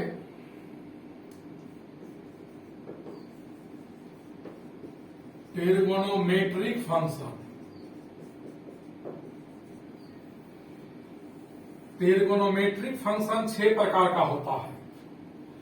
उस 6 फंक्शन का डोमेन रेंज ग्राफ याद कर लीजिएगा, सवाल में डायरेक्ट यूज होगा। पहला sine function, y equal to sine x को हम लोग साइन फंक्शन कहते हैं। y equal to sine x is known as sine function. अब आइए पहला ट्रिगोनोमेट्रिक, y भी लिख सकते हैं या इसको fx भी लिख सकते हैं। fx इक्वल लिखो या y इक्वल, fx और y का मीनिंग सेम है। साइन x जो होता है डिफाइंड होता है ऑल रियल नंबर के लिए। साइन x डिफाइंड होता है, डिफाइंड का मतलब रियल होता है ऑल रियल नंबर के लिए। x का वह रियल वैल्यू जिसके लिए फंक्शन डिफाइंड हो वही डोमेन। तो साइन डिफाइंड है ऑल रियल नंबर के लिए, तो इसका डोमेन होगा ऑल रियल नंबर। रेंज होता है न्यूमेरिकल वैल्यू, तो साइन एक्स का न्यूमेरिकल वैल्यू -1 से लेकर 1 तक होता है। तो साइन एक्स का जो रेंज होगा -1 से लेकर 1 तक। अब आइए,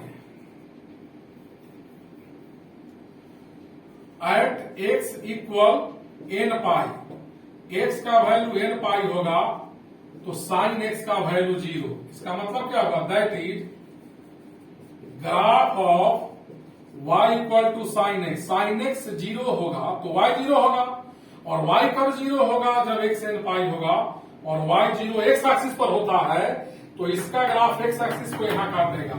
that is graph of y equal to sine x cuts x axis cuts x axis at x equal n पाई।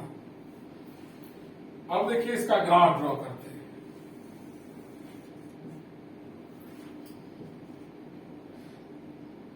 इस फंक्शन का ग्राफ कैसा होगा, जो इसका रेंज होगा उस इंटरवल में होगा। तो देखिए पाई बाई 2 लिया, यहां पाई लिया, यह 1 लिया, और यह -1। साइन x में जब x की जगह 0 डालेंगे तो साइन 0 का मान 0 ओरिजिन से गुजरेगा, क्रॉस करेगा। जब x पाई बाई 2 लेंगे तो साइन पाई बाई 2 1, यानी x पाई बाई 2 तो y 1 यहां होगा। x पाई तो साइन 0 यानी y 0 होगा जब x पाई होगा। ग्राफ यहां से यहां से यहां से तो सीधा मत मिला देंगे, कर्व बनेगा 0 और 90 डिग्री है, यहां 30 होगा, 45 भी 60। तो साइन 30 डिग्री का मान कितना होता है, हाफ होता है। यहां साइन 150 डिग्री यहां होगा, 180 है, ये भी हाफ होता है। यही साइन एक्स का ग्राफ हुआ 0 से पाई के बीच में। अब पाई के बाद n पाई का मतलब 1 पाई 2 पाई 3 पाई। अब 2 पाई से गुजरेगा और मिनिमम कितना होगा, -1। 2 पाई के बाद 3 पाई से गुजरेगा और मैक्सिमम कितना होगा, 1। ऐसा ही प्लस इंफिनिटी से माइनस इंफिनिटी, इधर आइए, -पाई बीच में होगा -पाई/2, -पाई/2 पर -1 होगा, फिर -2 पाई से क्रॉस करेगा,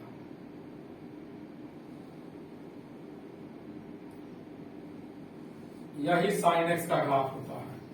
ये अपर कर्व 1 के नीचे या 1 को टच करेगा, 1 और -1 के बीच में साइन एक्स का ग्राफ ऑक्सीलेट करता है।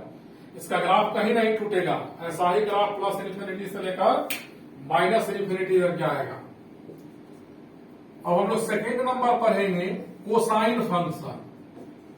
कॉस एक्स को कहते हैं कोसाइन फंक्शन। कॉस एक्स को क्या कहते हैं, कोसाइन फंक्शन। यह भी डिफाइंड होता है ऑल रियल नंबर के लिए, इसीलिए इसका भी डोमेन क्या होगा, ऑल रियल नंबर, और इसका रेंज होता है -1 से 1। चूंकि कॉस एक्स का न्यूमेरिकल वैल्यू -1 से लेकर 1 तक होता है, इसीलिए कॉस का रेंज -1 से 1 तक होगा।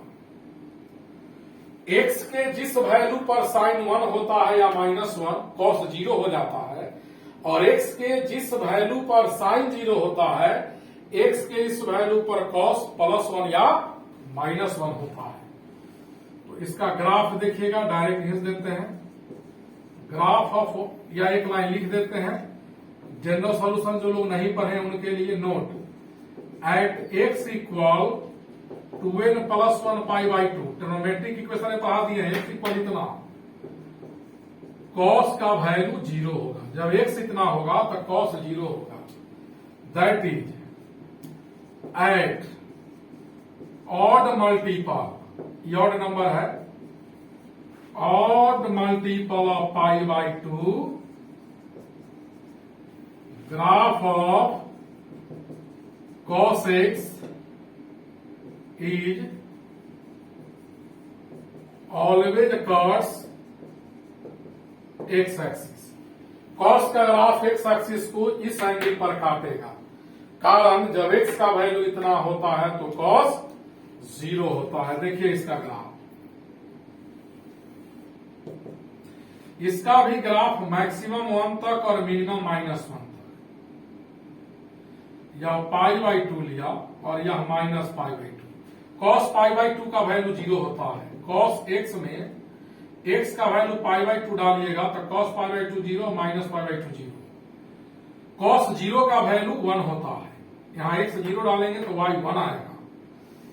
चलिए 60 डिग्री लगभग यहां होगा, cos 60 का मान हाफ होता है और cos माइनस 60 का वैल्यू हाफ होता है, इसको मिला दीजिए, यही cos का ग्राफ होगा। माइनस π/2 से π/2 के बीच, अब π/2 के बाद यह 3π/2 से गुजरेगा और cos पाई का वैल्यू -1 होता है। 3π/2 के बाद 5π/2 से गुजरेगा और 2π पर cos का वैल्यू 1 होता है।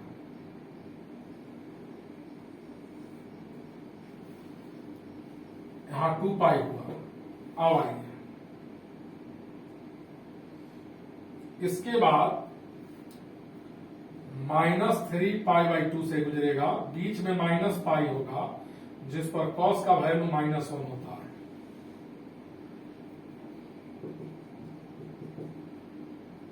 यहां -5π/2 से गुजरेगा, -2π पर cos का वैल्यू 1 होता है। यही cos का ग्राफ हुआ। कॉस और साइन के ग्राफ का नेचर एक जैसा है, केवल एक्स एक्सिस पर कट अलग अलग करता है। लिखो पहले तो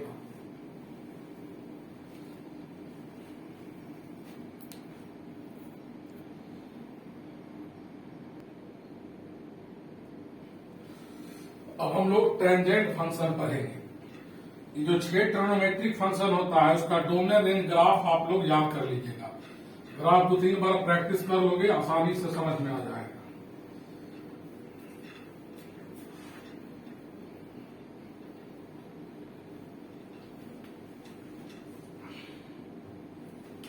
देखिए क्या हम लोग पढ़ने जा रहे हैं। Tangent function y equal to tan x को टेंजेंट फंक्शन कहते हैं। इसका डोमेन होता है जो x का वैल्यू इसको रियल बना दे।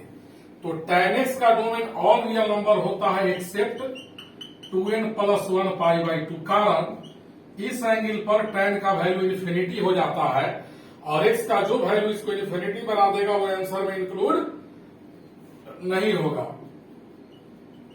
इसका रेंज होता है tan का all real number. tan x का मान -∞ से लेकर +∞ तक होता है इसका रेंज। और eight x = nπ tan x का मान 0 होता है। जब x nπ के इक्वल होगा तो tan x का वैल्यू क्या होगा? 0। अब जरा ध्यान से देखिएगा, जहां जहां यह एंगल होगा tan का वैल्यू 0 यानी y0। tan का मतलब y0 और y0 किस एक्सिस पर? x एक्सिस पर। साइन कॉस में तो खैर दूर तक ग्राफ याद रखना होगा, इसमें ज्यादा याद रखने का जरूरत नहीं है। मैक्सिमम पाई से -π के बीच या 2π तक याद रखिएगा।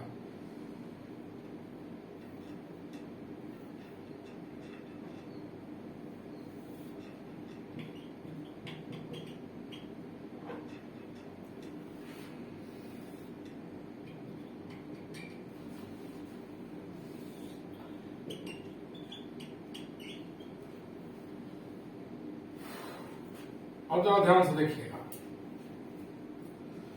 यह tan का ग्राफ है नहीं, यह स्ट्रेट लाइन है जो y के पैरेलल है। इस लाइन का नाम होगा x = π/2, इस लाइन का नाम होगा x = 3π/2। समझ गए?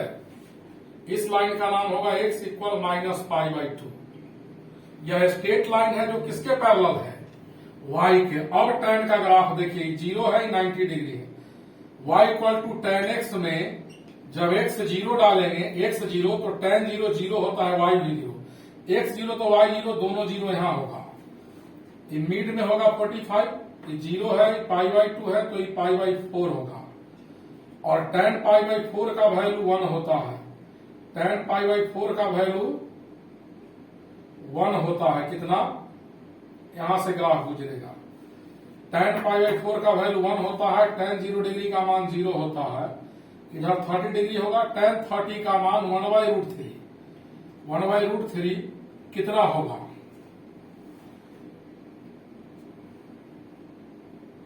1/√3 का वैल्यू 1/1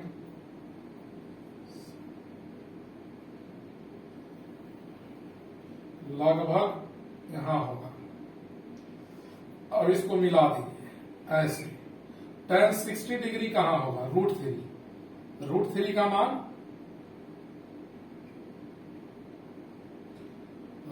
का मान क्या होगा? 1.7 के करीब, लगभग यहां।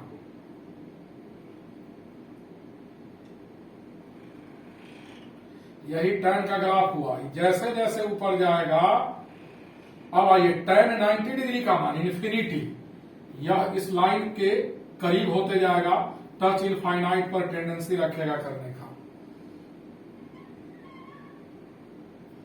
और इसमें ऐसे कभी इस लाइन के इधर नहीं आएगा कभी। यही बीच वाला tan का ग्राफ हुआ -π/2 से π/2। एक्स एक्सिस को 0 पर काटा, 0 के बाद पाई पर काटेगा। या इसको टच नहीं करेगा, उसके करीब होते जाएगा। इधर आइए,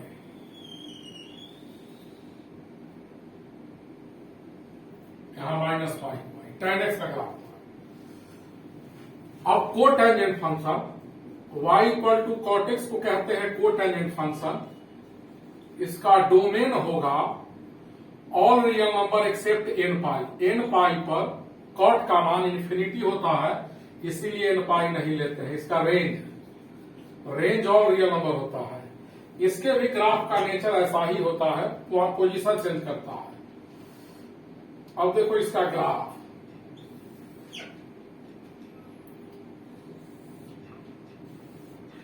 एक्स एक्सिस वाई एक्सिस, यह पाई लिया 2 पाई,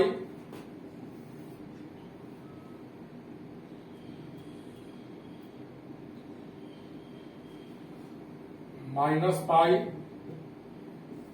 -2 पाई। ओरिजिन देखिएगा, बीच में कितना डिग्री होगा? 90 डिग्री। यह 0 है, 180। cot 90 0 होता है, ग्राफ यहां से क्रॉस करेगा, पास करेगा। यहां 45 डिग्री होगा, जिसका वैल्यू लगभग 1 होता है। यहां 35 का वैल्यू क्या होता है? -1 होता है। ध्यान से देखिएगा। cot 0 इन्फिनिटी होगा, यहां से ऐसे ले जाओ, ऊपर करीब होते जाएगा, टच नहीं करेगा। इन्फिनिटी पर जाकर टच करने का टेंडेंसी होगा। ये बीच वाला ग्राफ है cot x का, सब इसी के शेप का खींच लीजिए।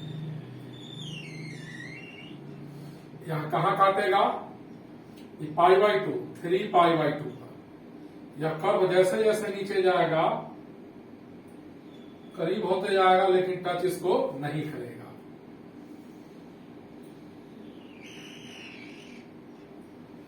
बीच में जो ग्राफ देख रहे हैं, यही cot x का ग्राफ है।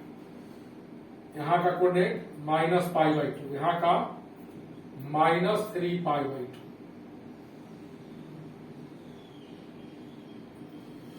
देखिए,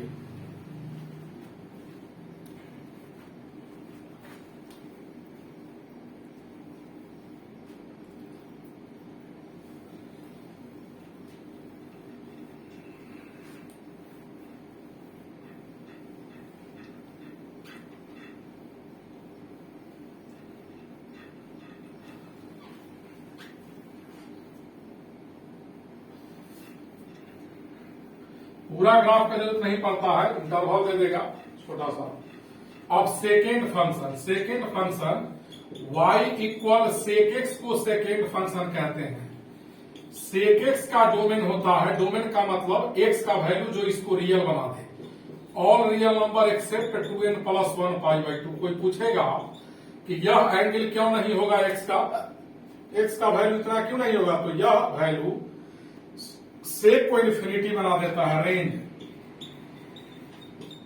रेंज बिलोंग्स टू r -(-1 सब रियल नंबर होगा, यह नहीं होगा।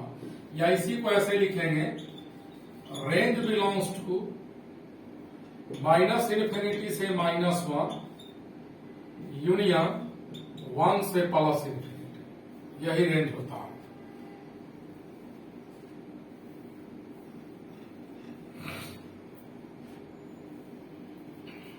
इसका graph of y = sec x। देखिए किसी भी फंक्शन का ग्राफ जो इसका रेंज होता है उसी इंटरवल में लाई करता है।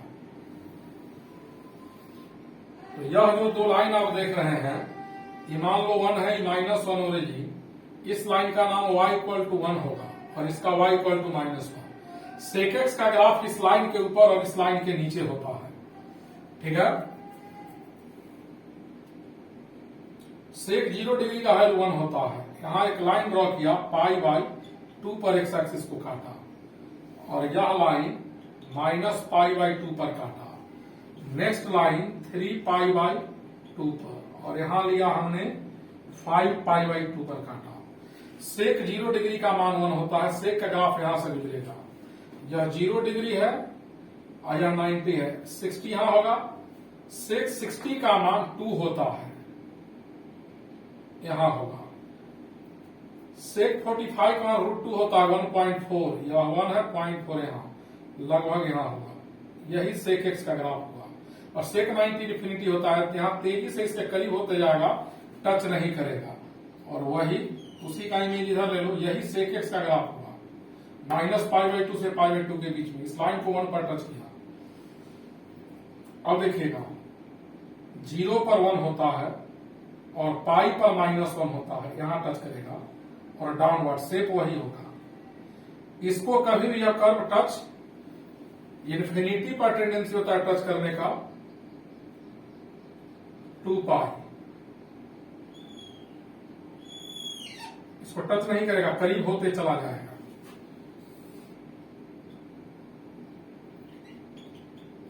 -3π/2 एक इंटरवल में ऊपर लीजिएगा और एक इंटरवल में नीचे। यहां कितना होगा कोऑर्डिनेट -π। इस सेक एक्स का ग्राफ है। इसी तरह -∞ से +∞ तक हो जाएगा। यह सब एप्लीकेशन है, इसको याद कर लीजिएगा। y equal cosec x, domain इसका होता है all real number except n π। Range इसका होता है -∞ से -1, यूनियन 1 से इंफिनिटी, 1 से इंफिनिटी। अब जरा ध्यान से देखिएगा सब लोग, -∞ से -1 यूनियन 1 से इंफिनिटी। इसका ग्राफ इसी के शेप का होगा, पोजीशन चेंज कर जाएगा।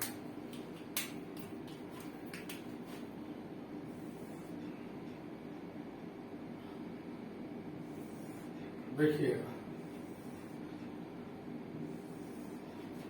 ओरिजिन 1 -1, पाई 2π, 3π, एक्स एक्सिस y एक्सिस, -π, -2π। यह 0 डिग्री है, यह 180, बीच में 90 डिग्री होगा। कॉसेक 90 डिग्री का वैल्यू 1 होता है, 30 डिग्री यहां होगा, 30 पर मान 2 होता है। कॉसेक 30 का वैल्यू 2 होगा और 120 का ही वैल्यू 2 होगा। यही कॉसेक एक्स का ग्राफ होता है, इसके करीब होते जाएगा। π/2 पर 1 और 3π/2 पर कितना होगा, -1। एक इंटरवल में ऊपर लेंगे और एक इंटरवल में हम लोग नीचे लेंगे। यहां -π/2 होगा, फिर यहां कितना होगा, -3π/2। टच नहीं कराइएगा, करीब होते जाएगा। यहां हो जाएगा 5π/2।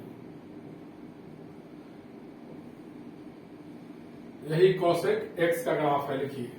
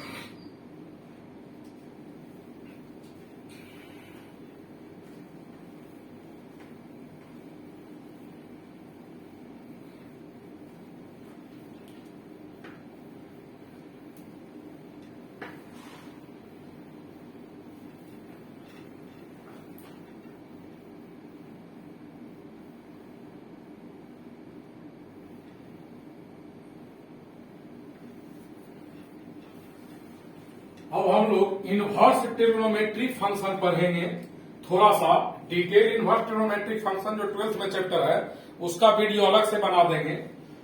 तो इनवर्स ट्रिग्नोमेट्रिक फंक्शन थोड़ा समझ लीजिए। जैसे मान लो साइन वाई का वैल्यू एक्स है, साइन वाई एक्स है, वाई साइन का एंगल है, तो वाई इक्वल होता है, इधर का साइन जाकर उधर पावर -1 हो जाता है। इसको हम लोग इनवर्स पढ़ते हैं, साइन इनवर्स एक्स, इधर का साइन जाकर उधर साइन इनवर्स होगा। तो इनवर्स ट्रिगोनोमेट्रिक फंक्शन 6 प्रकार का होता है। Inverse trigonometric function, inverse trigonometric function 6 types का होता है। पहला y equal sine inverse x. तो साइन, एक बात और याद कर लो, जो ट्रिगोनोमेट्रिक फंक्शन का रेंज होता है इनवर्स में वो डोमेन, तो साइन एक्स का रेंज था -1 से 1, साइन इनवर्स का डोमेन हो जाएगा -1 से 1। ये डिटेल आपको हम पढ़ाएंगे नेक्स्ट वीडियो में। ट्रिगो में एक चैप्टर है, ये केवल एप्लीकेशन बता रहे हैं जिसका फंक्शन में हम यूज करेंगे। साइन इनवर्स का डोमेन -1 से 1, इसका रेंज होता है -π/2 से π/2 के बीच में। इसका ग्राफ, किसी फंक्शन का ग्राफ जो उसका रेंज होता है उसी इंटरवल में लाई करता है।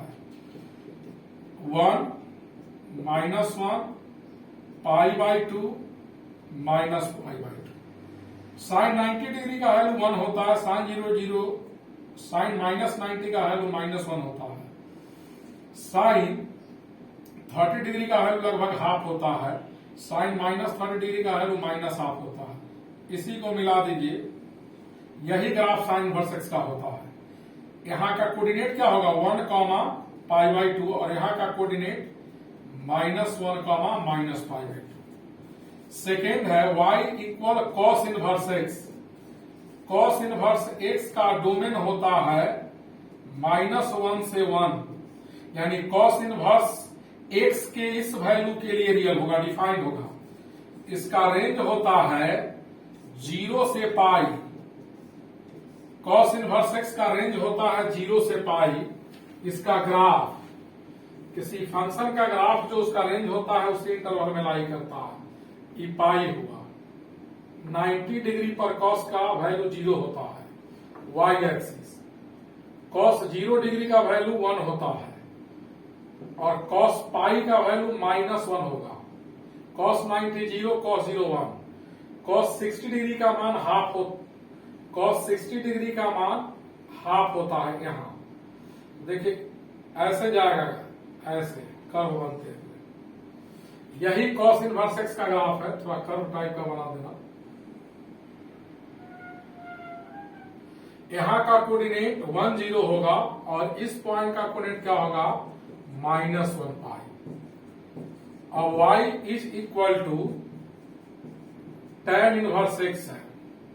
तो tan इनवर्स एक्स में डोमेन क्या होगा, इस फंक्शन का डोमेन, इस फंक्शन का डोमेन ऑल रियल नंबर होगा, यानी एक्स कुछ भी डालो।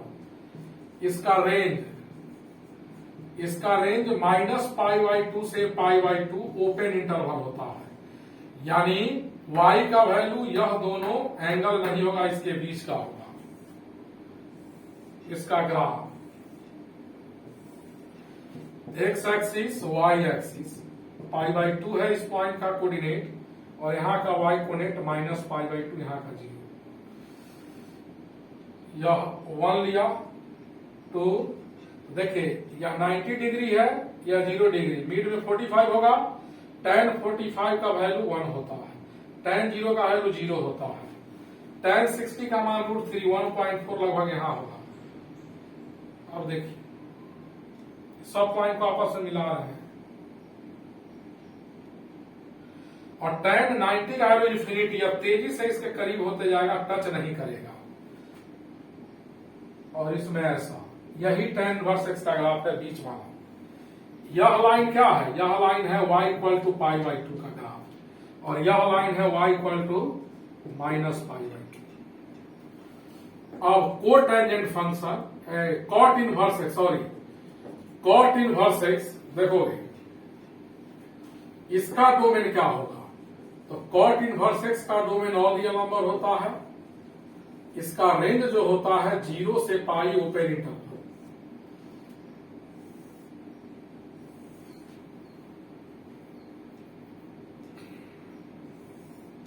वाई एक्सिस यहां पाई लिया, यहां 0 एक्स एक्सिस 90 डिग्री। तो देखोगे कॉट 45 डिग्री का वैल्यू 1 होता है, यहां होगा। कॉट 30 डिग्री का वैल्यू कितना होता है? कॉट 30 डिग्री का वैल्यू √3 1.4 लगभग यहां होगा। देखिए नीचे की तरफ सब पॉइंट को मिलाना है, कर्व बनेगा।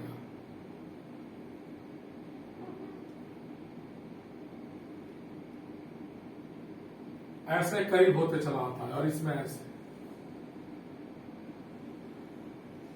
यही ग्राफ हुआ इसमें कॉट इनवर्स एक्स का। π/2 पर y एक्सिस को काटता है। y equal sec inverse x, इसका डोमेन होता है सेक इनवर्स एक्स का डोमेन -∞ से -1, इसका डोमेन होता है -∞ से -1 यूनियन 1 से इंफिनिटी। रेंज, इसका रेंज होता है 0 से पाई। ये सब याद कर लीजिएगा, एक्सेप्ट π/2। इसका ग्राफ कैसा होगा? X axis y axis.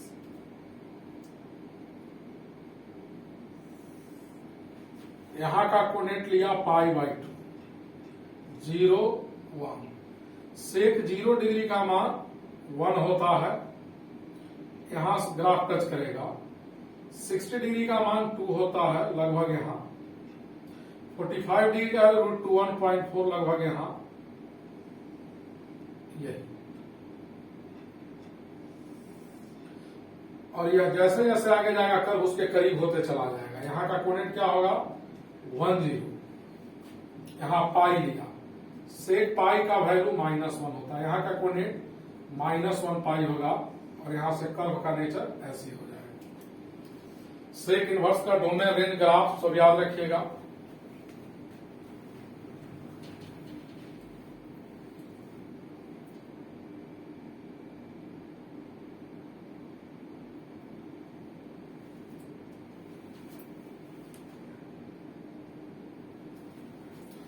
अब एक कॉसेक इनवर्स बचा।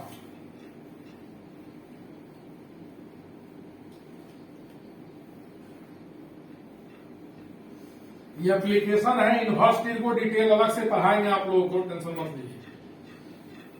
थोड़ा सा फंक्शन का वीडियो हर वीक में 1-2 डालते जाएंगे अलग से, और अल्टरनेट डे में इनवर्स को खत्म करने के बाद कैलकुलस में इन करेंगे। डिफरेंशिएशन और फंक्शन एक साथ चलते रहेगा, क्योंकि सब एक दूसरे से कनेक्टेड है ताकि समझने में आसानी हो। फंक्शन का कॉपी अलग बना लीजिएगा। देखिए y equal cosec inverse x, इसका डोमेन क्या होगा?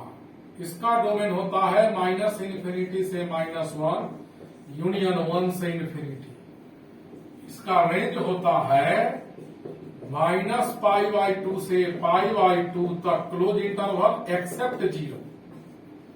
इसका ग्राफ कैसा होगा वो देखिए। 1 2 3,